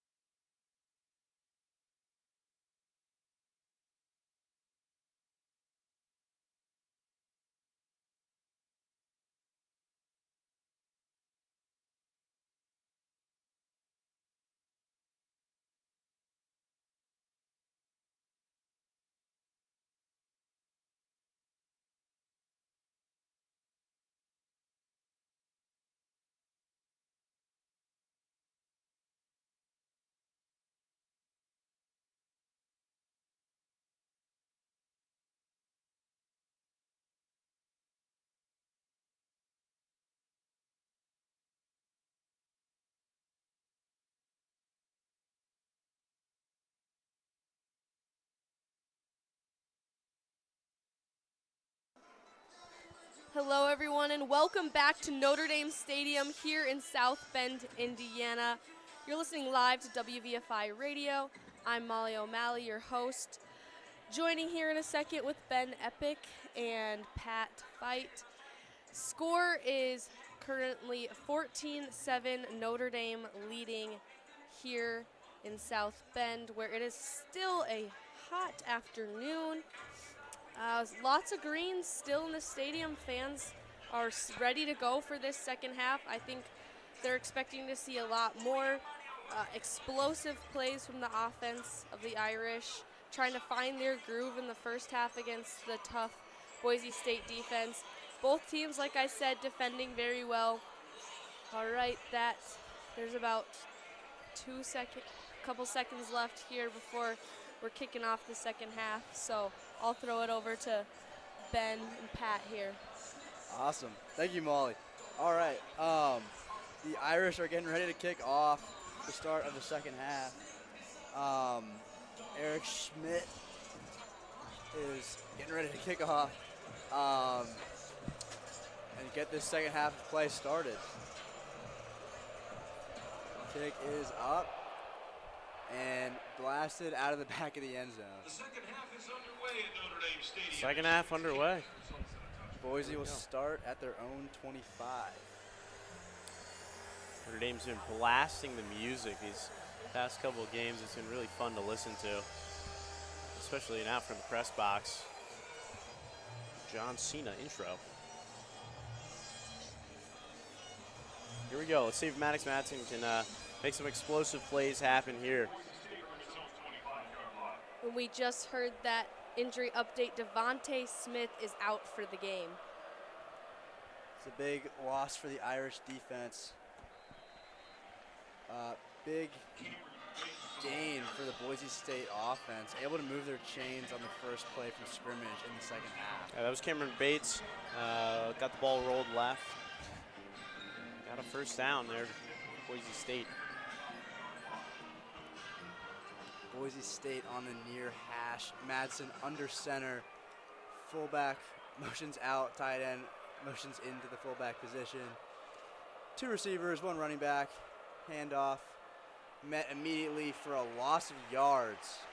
Boubacar Traore, I believe, in on the tackle. Yeah, and that was also Kingston Viliamuasa and Drake Bowen on that tackle. Dylan Riley in at back. It's been cool seeing how much Boise State has switched up their running game.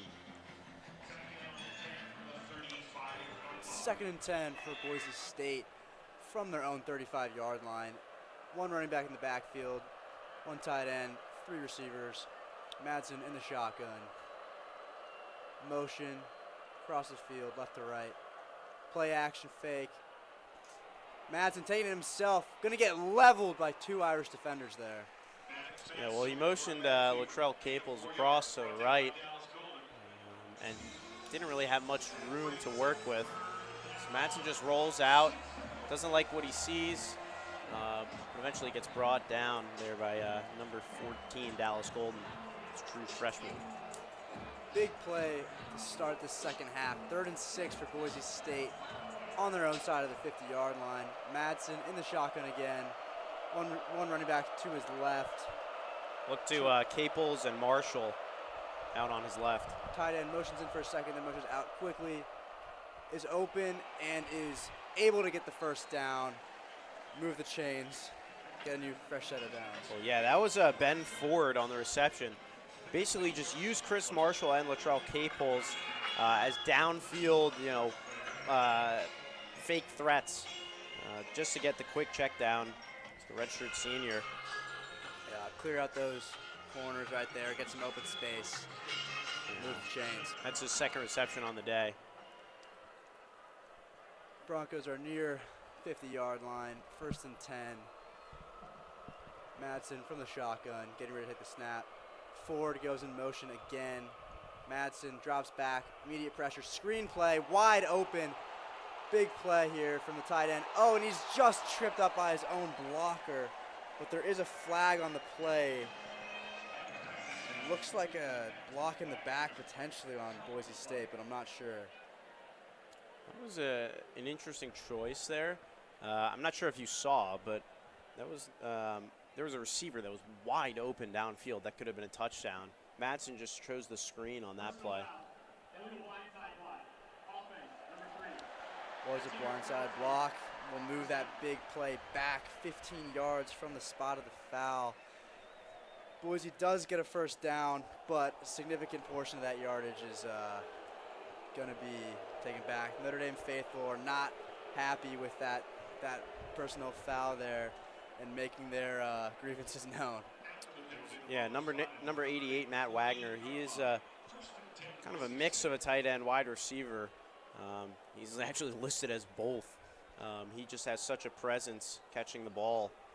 He's done really well, this Boise State offense. Boise State motions in two backs into the backfield, hands the ball off, able to break the first tackle and get a nice gain of 8 yards on that play. Yeah, it's cool now seeing them with two running backs. I think it allows you to be more creative in the plays that you run. So we'll see if Boise State keeps that lineup out there. Boise State seems to be figuring out their offense a little bit this half. Made some halftime adjustments, I'm sure. Coming out in a big formation, extra linemen, Cable's motion. Roll out from Madsen, and he's sacked by two Irish defenders, Jalen Sneed and I believe Dawson? Yeah, Jared Dawson, yeah. Combined for the sack. Loss of 9, 3rd and 10. Well, that was supposed to be a screen play out to number 26, Sire Gaines, but he not open. So Jalen Sneed getting to the quarterback. That was a big stop. Now 3rd and 10. Big play here from the Irish 40-yard line. 3rd and 10 for the Broncos. Bunch right.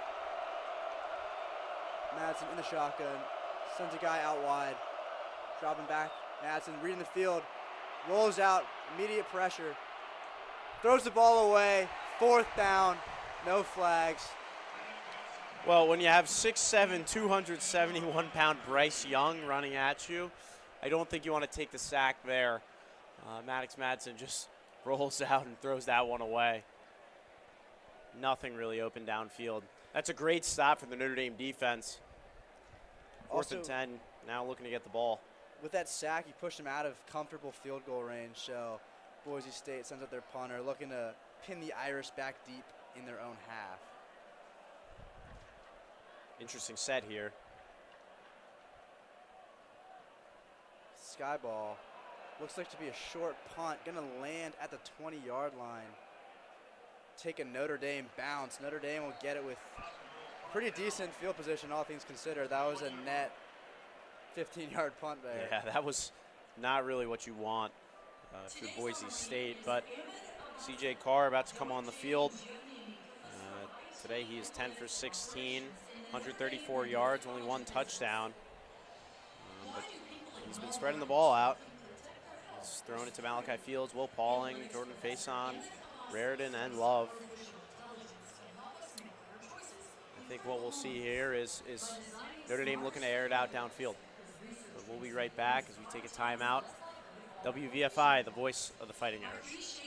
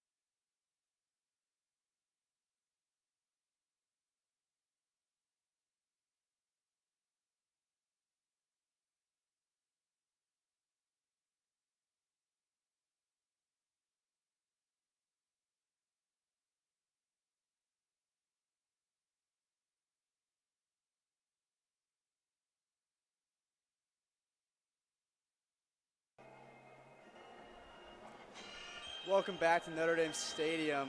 10 minutes left in this third quarter. Irish lead 14-7. Irish taking over on their own 21-yard line. 4 receivers out in the formation. Will Pauling coming in. Jadarian Price the back. Gets the ball and is immediately met in the backfield for a loss of a few.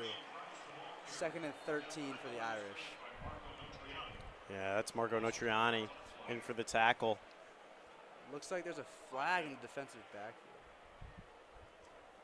We'll see what the call is. Well, Notriani, the captain, kind of the leader of this defense. He's had a big presence, 29 tackles on the year, including 10 against Air Force. I mean, that's just someone you want in your linebacker group. Looks like they picked up the flag on this play. Now you got 2nd and 13. Jadarian Price back in. Irish are out there, 2-by-2 set. Jadarian Price in the backfield. Carr moves to the other side. Broncos rotate into a different shell look. Hand off to Price, up the middle, big gain. Gets about 10 of those yards back. Looks like it'll be 3rd and 7 from the Irish 24. Well, that's just what you get with the Jadarian Price when he's in the game. It's these short bursts of speed, acceleration, explosiveness. And I think that's what differentiates him from the Jeremiah Love power back, never giving up. See what he can do here. Eli Raridan in motion, sets on the right side into a 2-by-2 look. Price blocking. Carr rips it to Faison, who's able to break a tackle, break it out. Oh, just gets tripped up, but gets a first down for the Irish and moves the chains. It's been cool to see CJ Carr today. You know, his first progression is oftentimes what he's throwing to or what he's looking at. Jordan Faison there with a quick slant route. 11 personnel here for the Irish. CJ in the shotgun, takes it, drops back, rips it to Faison, who gets out of bounds. Looks like a late hit. The Irish fans want a flag. Does not look like they're going to get one, but they do get a first down. Well, that definitely looked like a late hit. Not sure the Notre Dame fans are very happy about not getting a call, but as for the play, CJ Carr never took his eyes off of Jordan Faison. He knew who he was throwing to. That's exactly what Notre Dame got penalized on earlier in the game. Seems a little inconsistent from the refs today, but we'll let it play. Carr taking it in 11 personnel, 3 wide receivers, 2 to his right, 1 to his left. Motions Price out. Carr takes the snap, hand off to Price, sees a hole, able to burst forward for a few, keeps his feet churning. Yeah, able to get 5 on the play. Number 0, Ty Benefield on the tackle there. You know, he became the first Bronco to be the team's leading tackler in 3 of the first 4 games of a season since J.L. Skinner, 2021.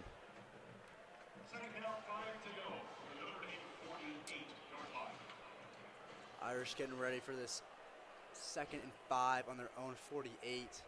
Price is still the back on this drive. Pauling motions in close to the formation. Price gets the carry, gets a big hole. Makes the guy miss. Oh, and he's tackled just barely. If he makes that guy miss, that's a house call. Well, a lot of the time with this Boise State defense, their formation, they have 4 guys up front, 2 safeties, which they often don't change, and then they have this nickel that kind of motions around as a corner, and it leaves a big hole if he's not in the right spot.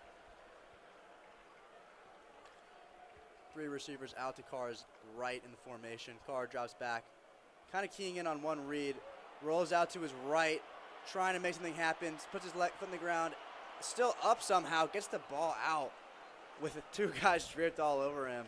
2nd and 10, incompletion rather than a sack. Yeah, well, he was watching Malachi Fields that whole time, and Malachi Fields didn't really do much. He kind of just ran right at his defender and didn't make a move. So on plays like that, CJ Carr really has to move on in his progression. I think that's been both a strength and a weakness that he oftentimes throws to his first progression, but when they're not open, you got to move on. Yeah, a little late to move on from Carr there, but still incompletion's better than a sack. Very true. 2-by-2 look here. Price is still the back from the Boise State 38, 2nd and 10. Carr drops back to pass yet again. Wide open, Jordan Faison down the sideline for a Fighting Irish first down. That was just a great out route there by Jordan Faison. It's been cool to see this set. Malachi Fields, Will Pauling, Jordan Faison. I mean, that's kind of been it today. Not a lot from Micah Gilbert, not a lot from KK Smith. Obviously, Jaden Greathouse is out. So these guys have been making big plays all day. Raritan motions in, is an inline tight end now. Carr takes the snap, hands it off to Price, who keeps pushing forward, able to get a few extra yards out of that play. 2nd and 5. Yeah, Jadarian Price, only 6 attempts today for 26 yards. Obviously, no touchdown yet. Hasn't been his biggest day. I'd look for Malachi Fields out. CJ Carr's right, single coverage. Yeah, looks like a one high safety look from the defense. So if there's something open with Fields, I would just throw him up the ball. Raritan motions in and out. Carr looking at Fields, throws it that way. Oh, he caught it anyways. And PI. Bobbled the pass. There's 3 flags on the play. I mean, CJ Carr did exactly what we said he was going to do. Malachi Fields just runs a go route. It looked like it hit his feet in the end zone, and then he caught it.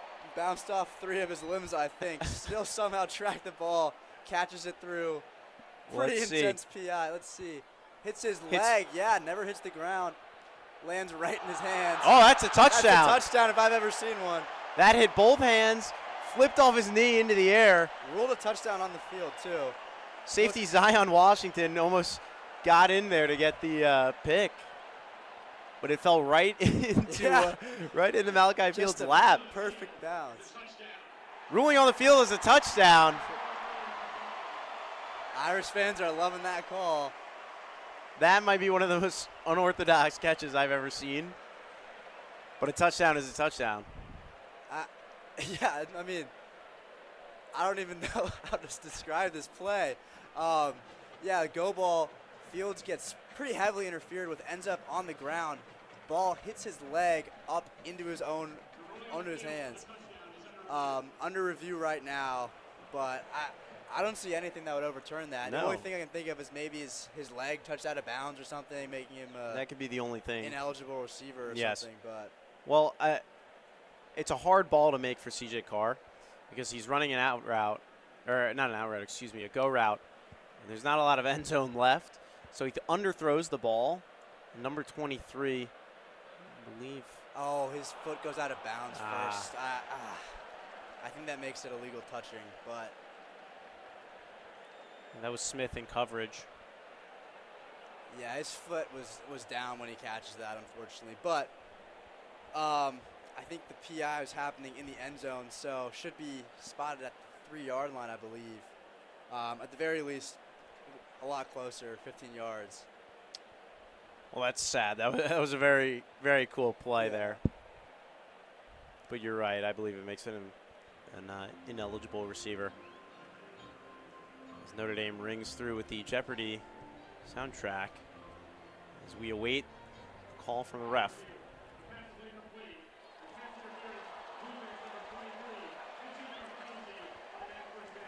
So like we thought. Pass was ruled incomplete, but there was pass interference on the play. The Irish are able to move up and get a fresh set of downs. 1st and goal with 6 yards to go.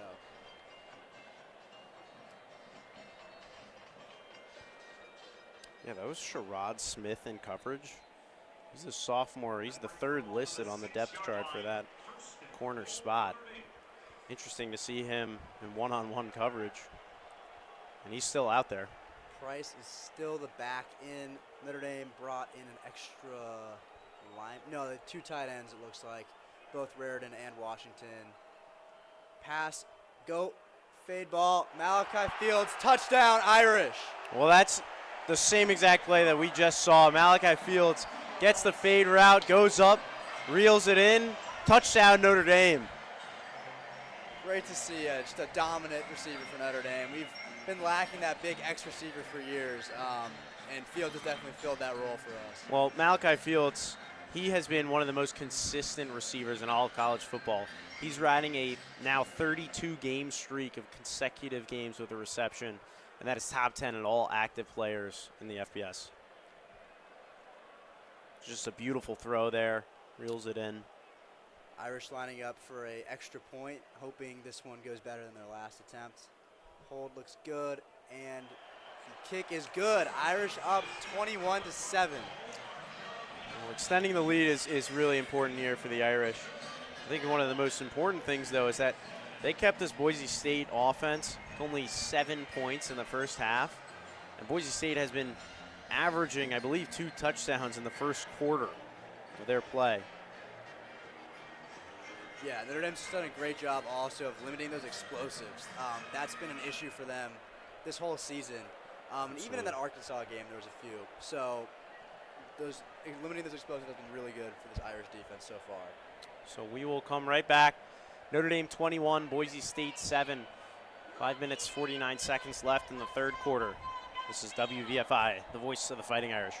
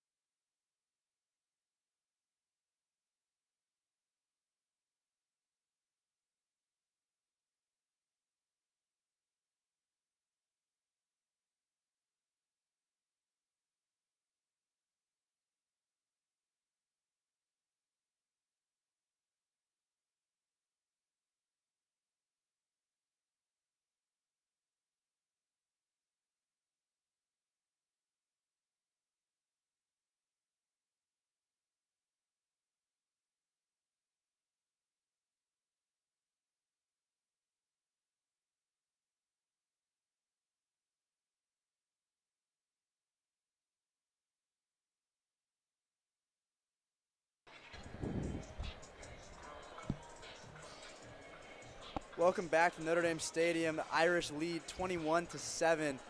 Eric Schmidt getting ready to kick off again to Boise State. There's about 5 minutes left here in this third quarter. Yeah, well, we'll see. Maddox Madsen coming back on. He's got a 50% completion percentage today. He's 8 for 16, so we'll see how this goes. Kick is booted out the back of the end zone for another touchback. Like we said, I think pregame, he spreads the ball around a lot. He's got 5 different receivers. There's been 5 different rushers. This is a very balanced Boise State offense. They just haven't had the explosive plays yet because the Notre Dame defense, the secondary, the line, they're all doing their part to stop that.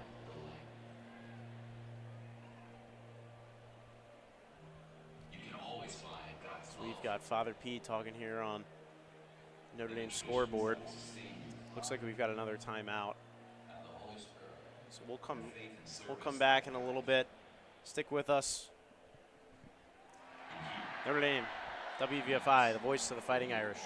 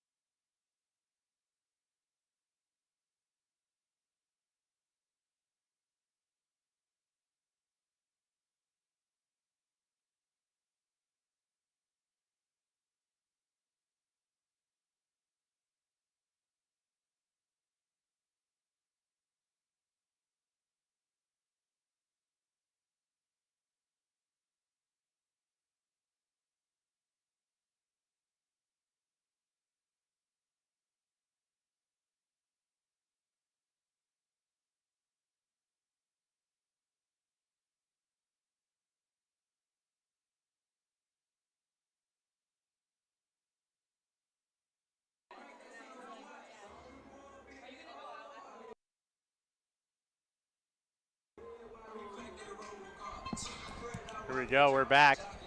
1st and 10 for Boise State. Their own 25. Madsen under center, motion, rolling out, play action. Oh, and it's just floated over Heinisch, I believe. It's actually Josh Burnham, number 40. I'm not sure if you saw there, but Dylan Riley was kind of in an Ashton Genty stance. Mike Myers. Yeah, that was maybe a little callback to him. Just good little flip pass there. Got 2 yards on the play.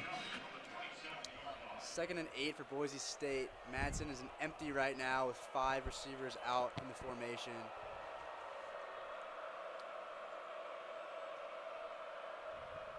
Dropping back over the middle. Still up somehow. Takes a whole brigade of Irish defenders to take that guy down. That's Chase Penry. Just a quick little route there. One up, made a move, cut it to the middle.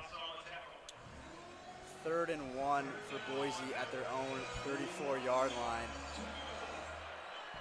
Big play here.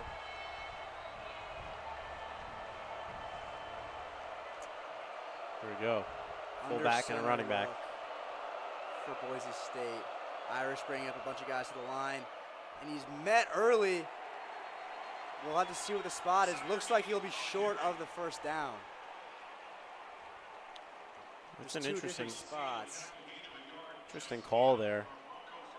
Little fullback dive with Sire Gaines. They gave him the 1st down. Wow. The near side judge looked like that was short, but yeah, Jalen Snead did a great job there. Crowd obviously not happy. I don't know if they really got that 1st down. Looked short from up here, but the refs say it's 1st down, so it'll go. Under center look for Boise State. Hand the ball off. Met early by Botello. Still up somehow, but the play was whistled dead.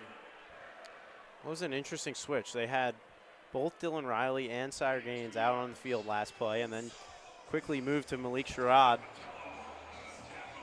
Big hit. Great hit. Oh my goodness. That's what you love to see out of your defensive line. Yeah, that's number 12, Jordan Botello. Viper position. Wow. Looks like trips right for Boise State. 1 running back. Motion out of trips. Tight end is in line. Hand the ball off. Met early in the hole for a short gain. 3rd and 4 on the Boise State 41. I've been really surprised with how much they're running the ball, given that their receivers are known for their explosive long plays. I mean, like, you've got 34 long for Latrell Caples, 54 long for Chris Marshall, 17 long Chase Penry, 29 long Quentin Brown. You know, it keeps going. Looks like he's going to throw here. Motion across from left to right. Madsen drops back to pass on 3rd and 4. Flush out of the pocket. Able to just flip it forward for a Boise State 1st down. That was good coverage downfield from Notre Dame.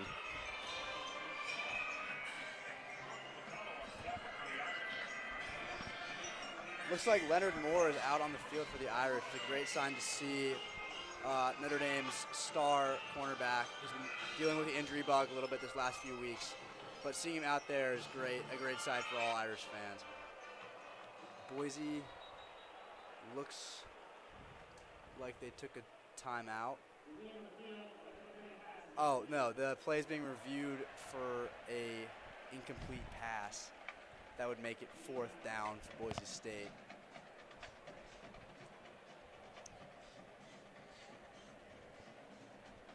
Well, 21-7, Notre Dame leads Boise State.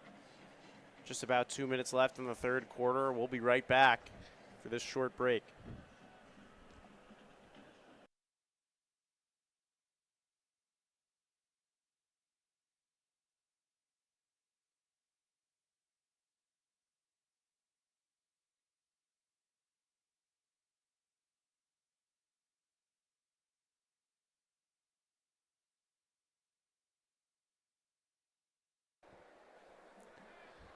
Now here We'll bring it back to Molly to talk a little bit more about the Irish wear green tradition. Molly? Yeah, Pat. So, like we said, this is the Irish wear green game. The stadium is packed with green. The fans are really showing out. Head coach Marcus Freeman allows the captains to choose which game they get to wear their green jerseys for. They get to one game every year. While the practice of wearing green dates back to the 1921, the team's use of green as an alternate has been more selective over the decades, so that's why they really only do it for one game now. Head coach Marcus Freeman likes to continue this tradition. We see that in today's game. In 1977, the team wore green against USC for the first time, and they continued to wear them for the remainder of the Dan Devine era. In 2022 and 2023, the team wore green against California, and in 2023 against Ohio State. The later results in a last-second loss. But last year in 2024, the Irish wear green game featured a home game against Louisville, which the Irish won in that game. So it's pretty cool to see that this is something that they're continuing to do. It's really fun for the fans, fun for the players as well to have a little change of outfits. So they've got both the green jerseys and the green pants on today as they take the field again. So I'll pass it back to Pat, Feit, and Ben. Yeah, thanks, Molly. Cool anecdote about the Dan Devine era here at Notre Dame. Kind of made the green jerseys famous. In the break, they reviewed the play. They did confirm the ruling on the field of a completed catch, so that leaves us with 1st and 10, Boise State on their own 48-yard line with 1:50 left in the third quarter. Boise faked the handoff, play action. Picked off by Leonard Moore. Oh, and a late hit by the Boise State receiver with his tackling out of bounds of Leonard Moore. Well, that is why he is one of the best corners in all of college football. He trailed that route the entire time, knew where he was going, just followed left and made the play on the ball. Great ball skills, great cover corner on this team, and the Irish are very fortunate to get that 15-yard penalty to make this an even shorter field for them. After play, personal foul on a late hit, the receiver from Boise State. But Leonard Moore, like we're talking about, I mean, he was ranked the top cornerback coming into this season by Pro Football Focus. He had 11 pass breakups last year. He led the team. I mean, this is one of the best corners that Notre Dame has seen. Now C.J. Carr, with a 14-point lead, is trying to add on to it. 1:40 left in the third quarter. Irish line up in a tight formation. Jeremiah Love is back at running back. Bounces outside, goes back inside. Falls forward for a very short gain. It's Jeremiah Love's 14th carry of the game. I mean, they've really just been pounding it to him, allowing him to get more yards, get upfield. But a very concentrated game here for the Notre Dame offense. They're sticking to what they know. Irish lining up in a 2-by-2 look. Love is still the back. C.J. Carr drops back to pass. Plenty of time in the pocket. Receiver falls down far away in the formation, and there's a flag near the line of scrimmage. Kind of looks like a little bit of a busted play there. Yeah, well, C.J. Carr had Captain Will Pauling open along the middle. Just chose not to look there. I think he saw that the linebacker was waiting for him to throw that ball. Probably made the smart decision. Hold on to it.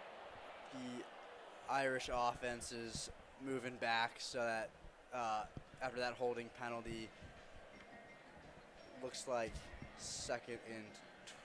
first and 20. Second and 20? Second and 20. Yeah, 2nd and 20. They haven't made the change yet. 3 receivers out to the right of the formation, 1 to the left. Love still the back. Carr dropping back. Rips it down the field to Eli Raridan for a big play and a first down for the Irish. Well, Eli Raridan just set Ty Benefield the wrong direction on that play. Ran up and had a nice little post route. Flag on the play. Looks Flag like on the play. offensive pass interference on Raridan. Maybe that's why he got so open, unfortunately. Yeah, looking back at the replay, he kind of just throws himself and his right arm into Ty Benefield. Yeah, it's an extension of the arm. That's the problem. Not within 5 yards. Yeah, unfortunately, a little bit of a soft call, but Well, Irish are now back even further, 2nd and 35 from their own 27. I'm a little biased, but I'll argue that's a little bit of weight room too. Eli Raridan is a big tight end. Irish come out in a very similar formation. 3 receivers to the right. Malachi Fields, a lone receiver in single coverage, off coverage to the left. Hand off to Jeremiah Love, who breaks free, makes the guy miss, tries one of his famous hurdles, doesn't quite get it, was able to keep going forward for an extra few yards.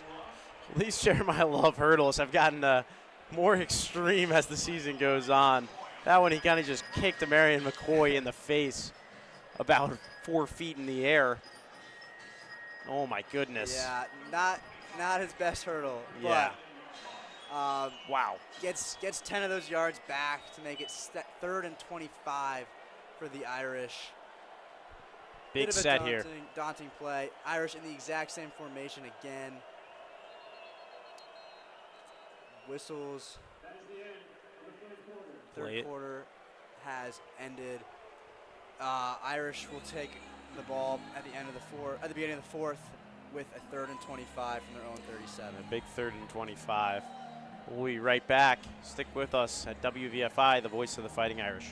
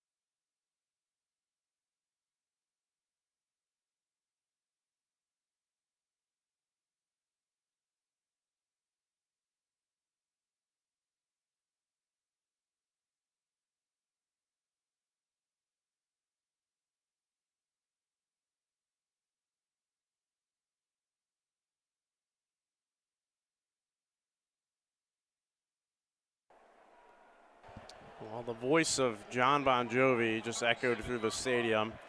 So we're set to begin the fourth quarter. Notre Dame 21, Boise State 7. 15 minutes on the clock. Irish trying to get these 25 yards back quick. Little screen to Jordan Feit who breaks free. Breaks free, another tackle, gets super close to the line, but still not quite there. That 25 yards was a lot to ask for out of a screenplay. Yeah, absolutely a tough task for Jordan Feit, but he does well. Gets the ball, cuts middle, and then goes right around the outside where he has Will Pauling making a block for him. Kind of just follows that line, and he's really good at that. They're showing the replay on the scoreboard.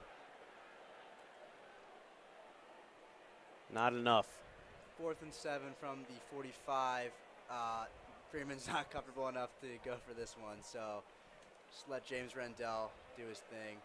Ball is, oh my God, a great tip. Well, that is one of the best plays that I have seen from this Notre Dame Ball special going teams. into the end zone, slapped back inbounds and grounded at the 1-yard line for the Irish. Boise State gonna start from their own 1-yard line. I'm not sure if the college rule is the same as the NFL though, if it crosses the plane, because the ball did look like it crossed. Yeah, they ruled it was in the end zone when he hit the ball back. Well, that was Ben Minnick on the play. Still a very heads-up try there. Yeah, I believe in college the rule is you can't, once it crosses over the line, it becomes an untouchable ball. You can hear what the Notre Dame fans think. I don't even have to tell you. Yeah, it's going through heavy from the microphones. That crowd mic is definitely picking it up. Boise State taking over from their own 20-yard line. 2 running backs set with a tight end in motion. Fans are still booing the call. Nice little run for 4 yards for Boise State. Doesn't sound like they're going to stop booing. That was number 24, Dylan Riley, on the run. Talked a little bit about him, but here in the Mountain West Offensive Player of the Week last week. First time in his career following that 255-yard, 5-touchdown effort at Air Force. That is absurd. Boise State coming out and empty. 3 to the right, 2 to the left. Madsen making an audible play. Looked like a false start to me. Pass is complete for a first down. Driven into the ground by a Don Schuler, I think. No, Tay Johnson. That was Tay Johnson. Oh, my goodness. Madsen going to his favorite target there, Latrell Caples. He cut outside and then cut back in. And oh, my goodness. Tay Johnson picks him up. WWE slams him back down. That'll send a message. Freshman showing why he's earned some playing time. My goodness. Boise State coming out, 3 receiver look. Caples in motion, handoff. Good gain, bounced outside, just tackled before he broke it off. That was close. That could have been real bad for this Notre Dame defense, but that was Drake Bowen. Just getting the ankles, Sire Gaines, bring him down alongside number 12, Jordan Vitello. Another handoff, met early, but able to drive forward for a few yards. Oh, wow. That was a great job there from the Boise State offensive line. I think they got that first down, just running up the middle. Gabriel Rubio was right there. Just couldn't make the stop and bring him down. 1st and 10 for Boise State on their own 46-yard line. 12 minutes to go in this game. Here we go. Notre Dame defense got to get set. A lot of motion for Boise State before the snap. Madsen in shotgun. Drops back. Looking downfield for a shot. Oh, and a phenomenal catch by number 5. Incredible catch there. Marshall. Flag on the play. We'll see what the refs decide, but I think that could be offensive pass interference. OPI. It was a little push right before the ball got to him to give him that little separation. I was going to say that I thought it was great coverage from Christian Gray. Yeah. And you can see Gray puts his hand on it, and then Chris Marshall just shoves him off and moves back on his other shoulder to make the catch. Uses the body of Gray to get positioning. Absolutely, yeah. Textbook offensive pass interference there. That now makes it 1st and 25 for Boise State on their own 31-yard line. Boise State finally starting to air the ball out. 2-by-2 look, running back motions outside. Madsen isn't empty now. False start or jump. I think it might have been a jump there. It looked like Boubacar Traore. Not sure if the right tackle moved first. False start. Boise State is backed up yet again. 1st and 30. That was, I believe, Dalen Matoyer, the right tackle. He's had starting experience, but kind of in a rotational role. Not set. Now this is a long first down for Boise State. 1st and 30. Boise State, 3 receiver to the right, motion the running back out. Comes back in, screen pass to the running back. Met after a short game. Oh, well, that was Jalen Sneed on the tackle there, and he is hyped up. But I don't know what you're doing if you're Boise State. You're calling a screen pass, and you've got 30 yards. You get 3 yards on the play. Like, it's just a wasted snap, in my opinion. Exactly, yeah. Leaves Boise State in a very similar position at 2nd and 27 on their own 29-yard line. A lot of movement from these tight ends and receivers at Boise State. Irish faithful getting loud. Motion across from right to left. Madsen takes a snap, dropping back, immediately pressured. Picked off again! Jalen Sneed, flag on the play. Well, there's a bunch of flags on the play. That was a great job there from, I believe, Jason Onye and Jordan Patello to get to the quarterback. Based off their reactions, looks like it might be a roughing the passer call. Oh, my goodness. Bails Boise State out of both a pick and an awful down and distance.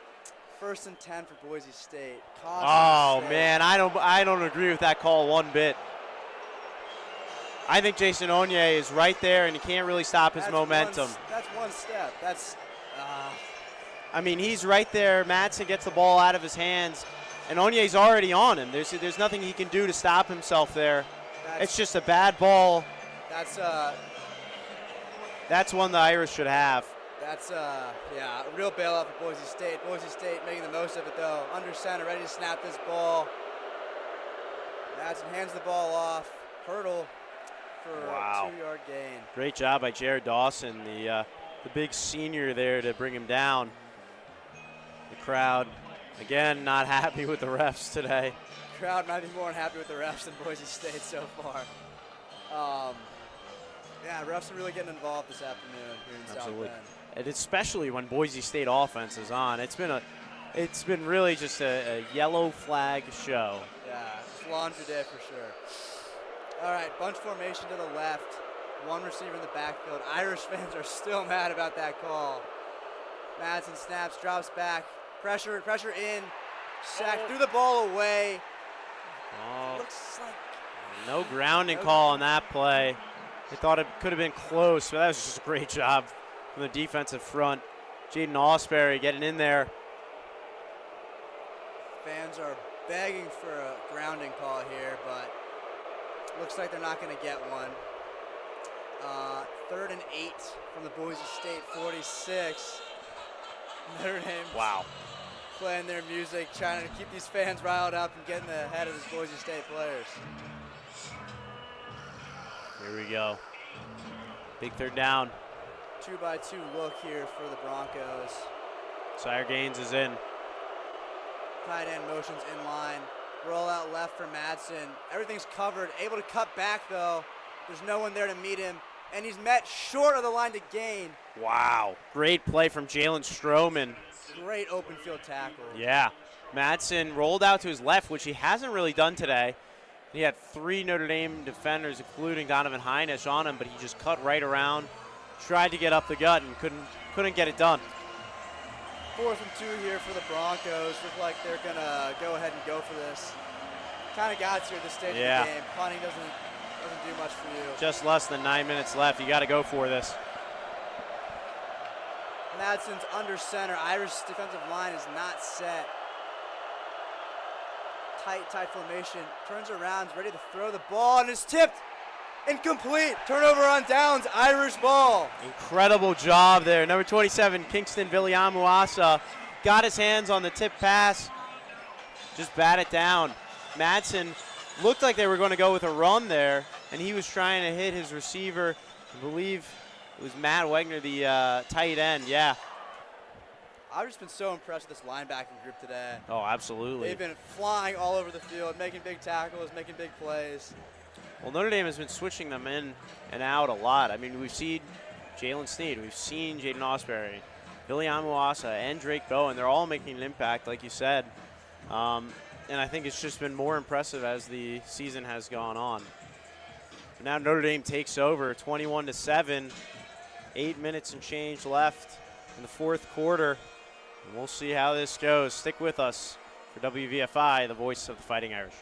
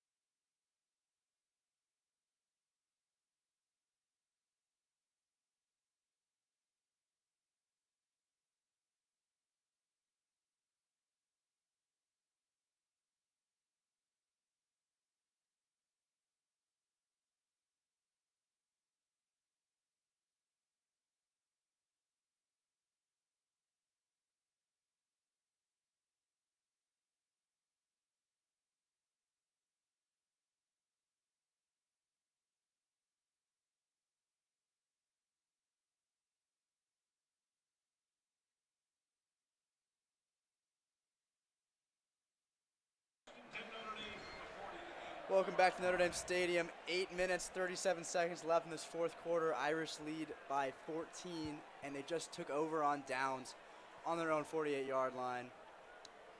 Will Pauling in motion, left to right, coming back across formation. Handoff to Darian Price there. Price for a short gain.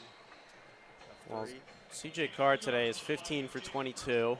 189 yards, 2 touchdowns, 68% completion percentage, and again, no interceptions. And I think that's been the most impressive thing for him, is that he is a redshirt freshman quarterback, and he doesn't make many mistakes throwing the ball. 3 receivers out in the formation for the Irish. Another handoff. Gets into Price, cuts it upfield, able to get a first down. Still has blockers, keeps going. Still on his feet. He's going to go all the way. Go! He's going all the way. Touchdown Irish. Wow. What a run from Darian Price. Oh, my gosh. That's just incredible. Got past the entire Boise State defense. Yeah, he had 5 guys that could have made that tackle on him. And he does a great job to get through, get to the touchdown. Darian Price, like we were talking about, this explosive running back who in an instant can change the course of a game. Great job from Notre Dame, the blockers.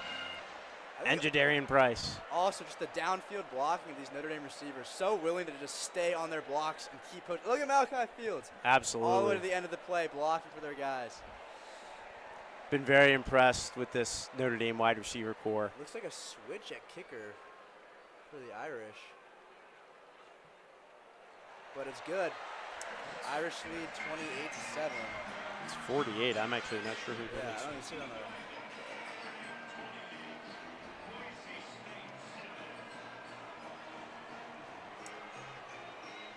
Well, The Irish now lead 28-7 with 7 minutes and 54 seconds left in the fourth quarter. Going to be punting back to Boise State after a quick break.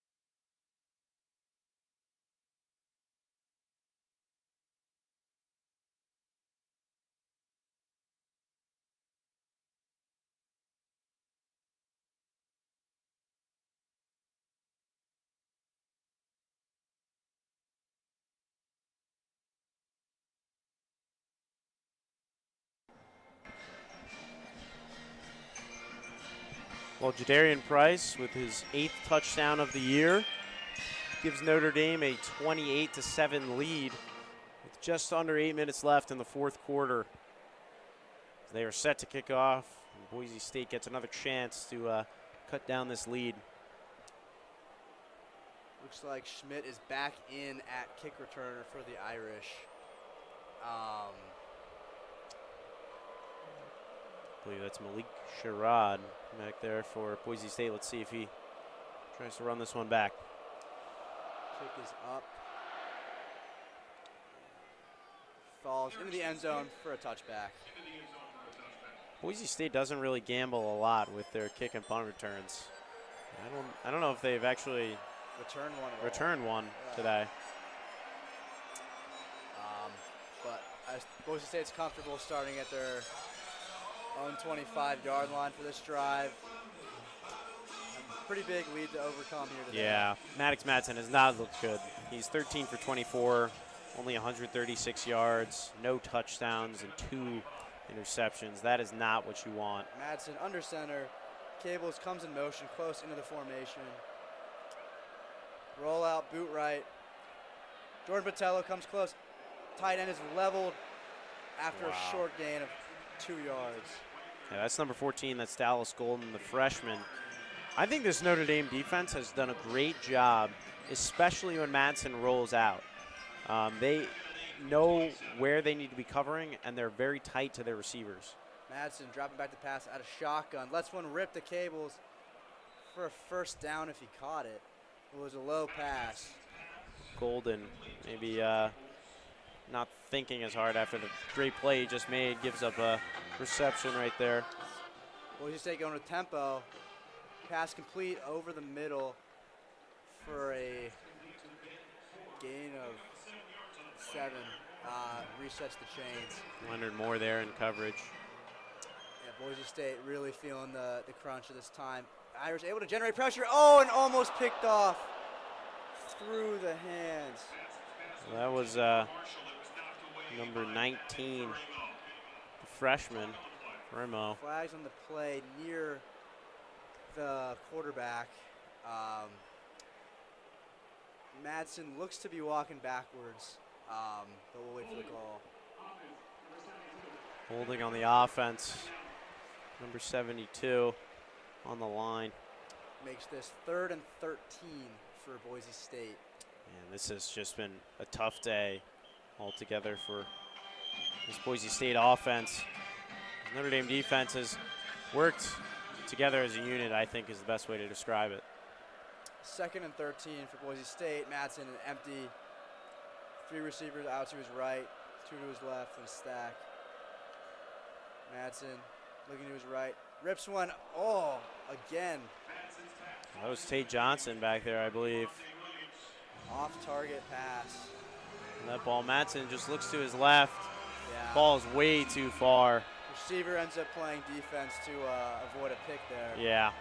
3rd and 13 for the Boise State Broncos from their own 34.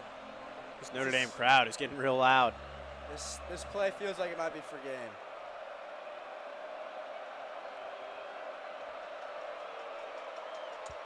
Receiver comes in motion, left to right. Madsen dropping back. Rolling. Patello misses the tackle. Pump fakes, still on his feet. Somehow evades all the Irish pass rushers. Decides to just take off himself. Able to keep making people miss, but still ends up short of the line to gain by a few yards. Well, Notre Dame was in zone coverage there, and they did a great job marking all of those receivers. Madsen had no one open. Rolled out to his right. Couldn't get brought down by the Notre Dame defensive line, but picks up a few yards, and now it's 4th and 4. It looks like this offense is going to stay out there. See what Chris Ash has to answer for Boise State's offense.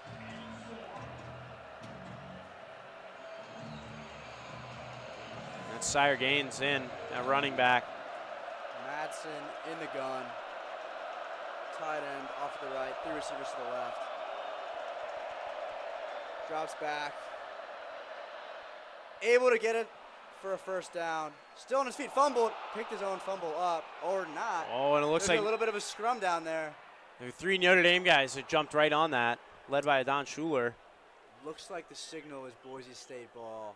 It was Chris Marshall, cut inside, let the other 2 receivers get downfield, and he just hit a simple out route. That was Leonard Moore. Yeah, Leonard Moore stripping the ball initially. Looks like it was picked up again. Marshall able to fall on his own fumble. Boise State able to convert, keep their drive going. Madsen dropping back. Play's blown dead. We'll see what the call is here. Boise State also dominating the time of possession this game. Oh, but wow. Still only able to put 7. Just a clarification there. Covered for a 1st down. Irish fans seem a bit miffed by that for some reason. Yeah, 1st and 10, Boise State. Madsen dropping back. Looks like a flag. I don't know about that. That was great man coverage there, I thought, from Luke Talich, junior safety. We'll see what the call is, but yeah, ball looked a little bit too far outside. wow. I didn't see where that call is coming from. Yeah, pass interference on Talich, 15-yard penalty. Let's see. Right at the beginning. Yeah. Got him like by a little bit by the horse collar there. That caused him to be a little late out of his break, which is why that ball seems so far outside. But first set of downs for Boise State. 5 minutes, 48 seconds left in this game. Madsen in the shotgun, 3 receivers out to his left. Notre Dame in man here. Motion. Madsen, all kinds of pressure, and he's sacked. Wow. 3 Irish defenders get home on that blow. Boubacar Traore leading the charge there.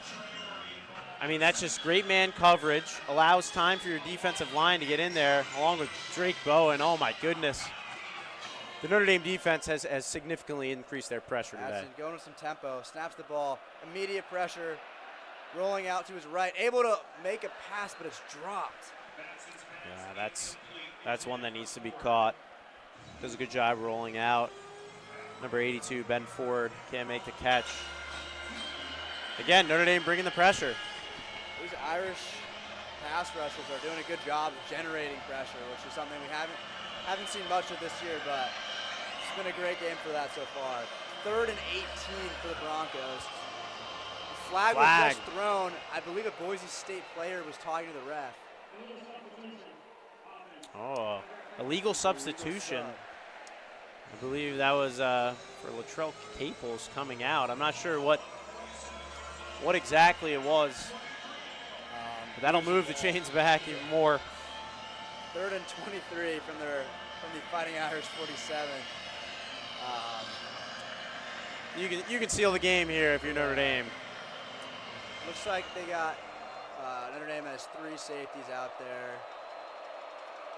I think it's man, and then the safeties are just dropped back deep. Yeah. Zone. Wow. Right on that ball, complete to Caples, but only gets half of the yards back. 4th and 10, Boise State. Just a big hit there from Notre Dame safety. And even if Boise State somehow scores on this drive, converting this 4th and 10, they've taken so much time off the clock for this drive. Yeah. Really not leaving yourself much time to make a comeback. Absolutely. I think they're entering into about 34, 35 minutes of game time on their hands. So this is taking way too long. Madsen in the shotgun, 3 receivers out to the right in the formation. Marshall has some motion inside. Madsen all kinds of time. Now is rolling out, flush to his right, on the move. Intercepted by Talich, it looks like. They're saying it's incomplete, hit the ground.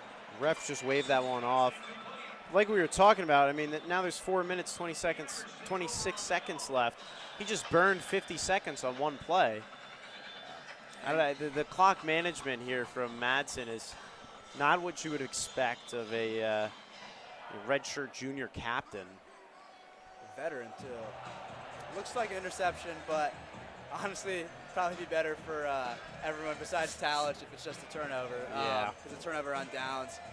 Either way, Irish will take over with 4 minutes, 26 seconds left in the 4th quarter after this break.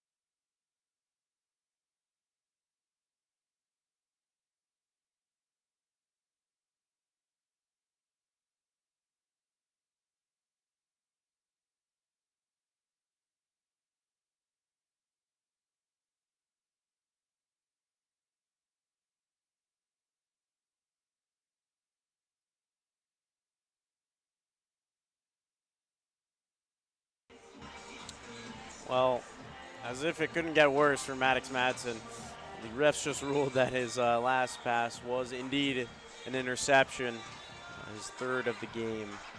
Notre Dame takes over now. 4 minutes and 26 seconds left, fourth quarter.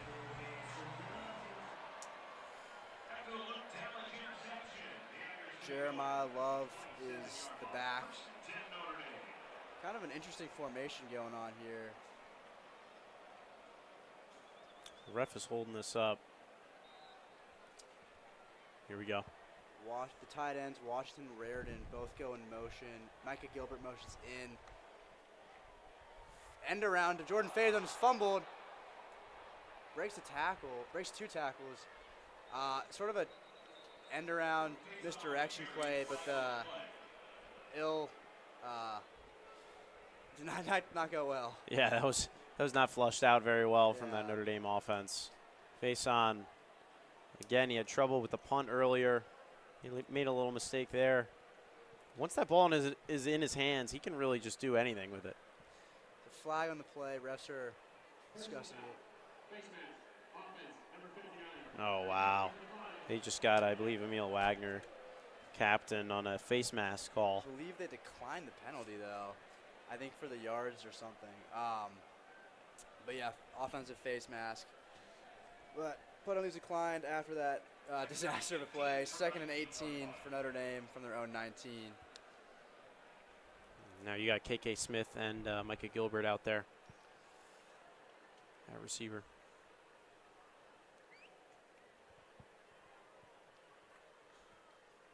Hand off to Jeremiah Love. Finds a crease. Able to get some yards. Falls forward to get some of those lost yards back. A great job again from Jeremiah Love. I mean, he's been just working his tail off today. I think that's his 17th attempt. Just over 100 yards. Brought down there by Zion Washington. You got a little stop and Boise State called a timeout. Yeah. Probably trying to get some new guys out there to let them see the field. Yeah. And we'll be right back after this short break. WVFI, voice of the Fighting Irish.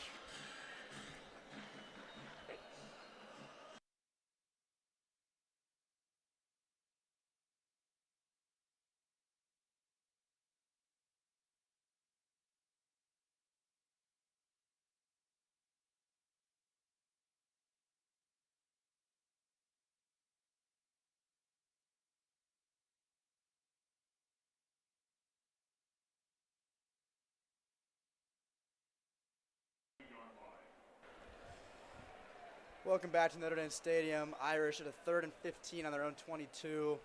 Looking to put this game away. Kind of already have. CJ Carr dropping back, looking for a deep shot. Airs it out deep to Micah Gilbert. And it is bobbled and incomplete. 2 defenders on Gilbert. That pass was a little bit short. Gilbert had to slow up, gave the defenders a chance to play the ball. Gilbert had him there. He had room to spare, but I don't know if anyone can really make that good of a throw that deep downfield. It was Ty Benefield breaking up the pass. That'll bring it back for a 4th and 15. They're going to punt it away. Punt from James Rendell coming.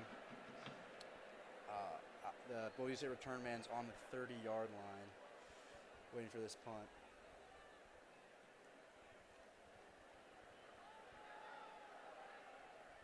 Fair catch there.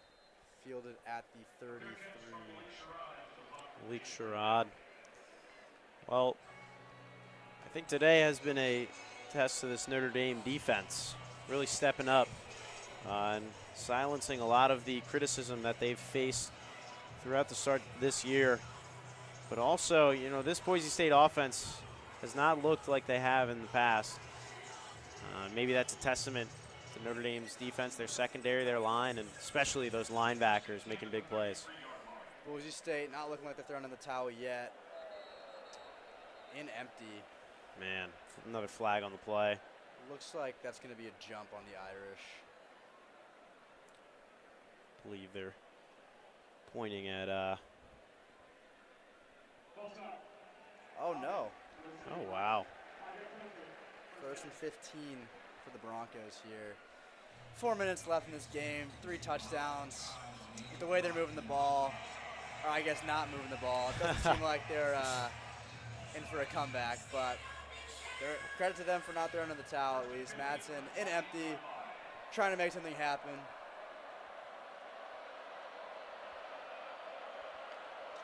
Dropping back. Met with pressure, able to escape the pocket, get some yards. Looked like there might have been a holding there on Cables, but they didn't call it. Nice gain there for Madsen, able to get most of the penalty yardage back. 2nd and 5. Well, I think another big thing with Boise State is that their running backs have not really gotten much going. 39 yards for Gaines, 33 for Riley, and only 17 for Sherrod. Back and empty for the Broncos. Notre Dame looks like they're only going to rush 3, maybe bring Snead in. But it's been a great performance from this defense so far. Snead kind of functioning as a spy right now. Pass complete to Caples. Looks like for a 1st down. There's a Don Schuler making the tackle there. He's been a real leader of this Irish secondary, especially with Leonard Moore and the injury he was facing a little earlier. Madsen dropping back to pass again. Really airing it out this drive. Pass complete. Close to a 1st down, if not. Well, it took until the sun was setting for Madsen to start throwing the ball. I think it's too little too late here. Got 2 minutes, 30 seconds left. It was not a 1st down, so the clock didn't stop for the chains to move. Madsen pump fakes, rolling out to his right. Pass complete. Down the sideline, Christian Gray in coverage. Yeah, that's Chris Marshall. Just a couple weeks ago, he had 151 yards against Eastern Michigan. He's just only got 47 yards today. 2-by-2 look with 1 running back. 2 minutes left. They're going to snap this ball before the 2-minute warning. They get it off. Madsen dumps it off to his check down. Running back is met after a nice little gain. Well, with the 2-minute warning coming up, we'll send it back down to the field for Molly to give us some updated coverage. Molly? Hey everyone, yeah, a lot cooler weather down here now. It's not as hot as it was before earlier today. You know, the crowd is not looking as green as it is just people not wearing their shirts. I know that's kind of a tradition here at Notre Dame, 4th quarter. But definitely a different talking points now as we get almost to the end of the game here. I think some of the lessons and main takeaways from this game is that Irish fans are very excited to see Leonard Moore back.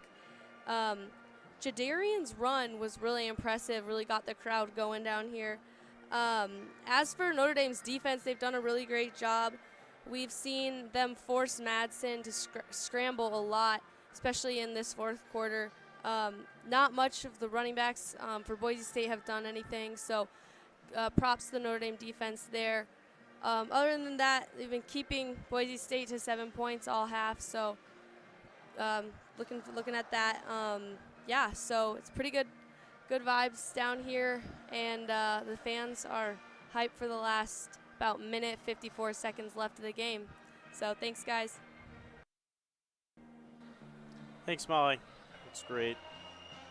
If you are a fan of college football in general, it's been a big week, especially for some of the playoff implications for Notre Dame. Florida is currently beating number 9 Texas 29-14 in the 4th. Alabama took the lead back over Vanderbilt. Penn State now with the ball with 1:30 left against UCLA. UCLA is leading by a touchdown. So we'll see what that means going forward. Notre Dame finish out this game, which it looks like they will. All these, losses, all these black eyes for all these other teams will really make it easier for Notre Dame to make the playoff. I just got to keep rooting for other teams above us to lose. and that's the best way for the Irish to make the playoff. I mean, they've looked dominant since their first 2 losses.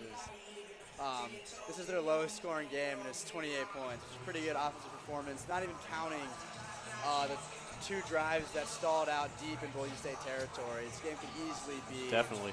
42. Looking forward, Notre Dame's got NC State next week, 3:30 back here. We will be here on WVFI giving you coverage. And the week after, Southern California takes the trip, Notre Dame Stadium, for that night game, 7:30, Saturday, October 18th. It's a couple big games coming up. Notre Dame hopefully can take the momentum from here. Minute 56 left in this game. Boise State still trying to score on the Irish 26. Madsen dropping back to pass, is hitting the backfield, but stays up, but then second guy, Osbury, gets to him for a sack. Well, there's your teamwork there. Jaden Osbury getting to him, but before that, it was Kingston Villiamuasa getting in coverage, getting to him, just making the QB scramble. These Irish linebackers really making their presence felt today. Madsen dropping back again to pass on 3rd and 10. Intercepted, caught by Leonard Moore, who stays in bounds somehow. Is tackled at the 25. Well, that was a little toe tap there from Leonard Moore on the sideline. I believe that's 4 turnovers today for the Yeah, Broncos. that's 4 interceptions there for Maddox Madsen. He is 22 for 37. This is by far his worst game of the season. No passing touchdowns. No passing touchdowns. Not what you want to see. No. I had to say Chris Ash probably silencing a lot of his detractors with the performance of his team this week. Well, 4 turnovers, 4 interceptions, lots of pressure generated, lots of sacks, lots of tackles for loss. I mean, this group looks completely transformed from especially the A&M game when they led up. Absolutely. 41 points. I mean, Madsen was looking for number 80, Cameron Bates, on the right sideline, and he didn't even have his head up. Looks like the Irish are just going to kneel this one out here. Victory formation. 23 left. Well, I will say those green jerseys and the gold helmets look really good with the sun coming down. From our view, we get the Golden Dome and the Basilica in the background.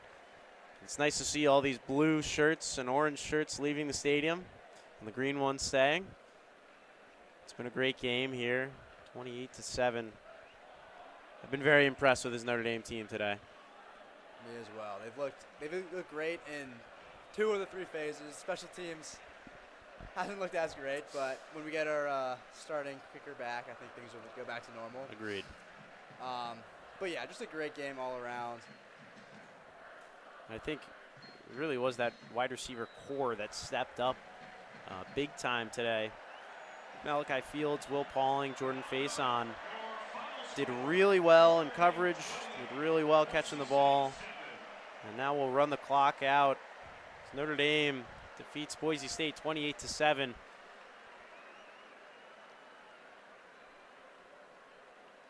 We'll soon sing the alma mater. This was a bit of a clash of the Titans. These are 2 teams coming off of really big college football playoff performances. Really big hype coming into the season. And I think Notre Dame is really riding that wave of momentum. They've got to win out if they want to make the playoffs. And I think that's what we saw here today. They have a real determination to get there again. And these leaders really stepped up. You know, Drake Bowen, Adon Schuler, but also a lot of the freshmen, a lot of the new guys. Yeah, the Irish are definitely in that same almost playoff mode they were in last year with their loss in Northern Illinois, having to win out every game. CJ Carr's getting interviewed right now in the stadium, just erupted in applause. But yeah, the Irish, you can tell, they want it bad. They wanted to make it back to the college football playoff, and they know what they have to do. Win out and win in dominant fashion every game the rest of the way. Absolutely. Final line for CJ Carr, 15 for 23 with 189 yards, 2 touchdowns, no interceptions. For Maddox Madsen, it was 22 for 37, 215 yards, no touchdowns, 4 interceptions. For us, my name is Patrick Feit, Ben Eppich, Molly O'Malley on the coverage. We are about to sing the Notre Dame alma mater. Thank you for tuning in. We are excited to see you next week on WVFI, the voice of the Fighting Irish. Have a good one.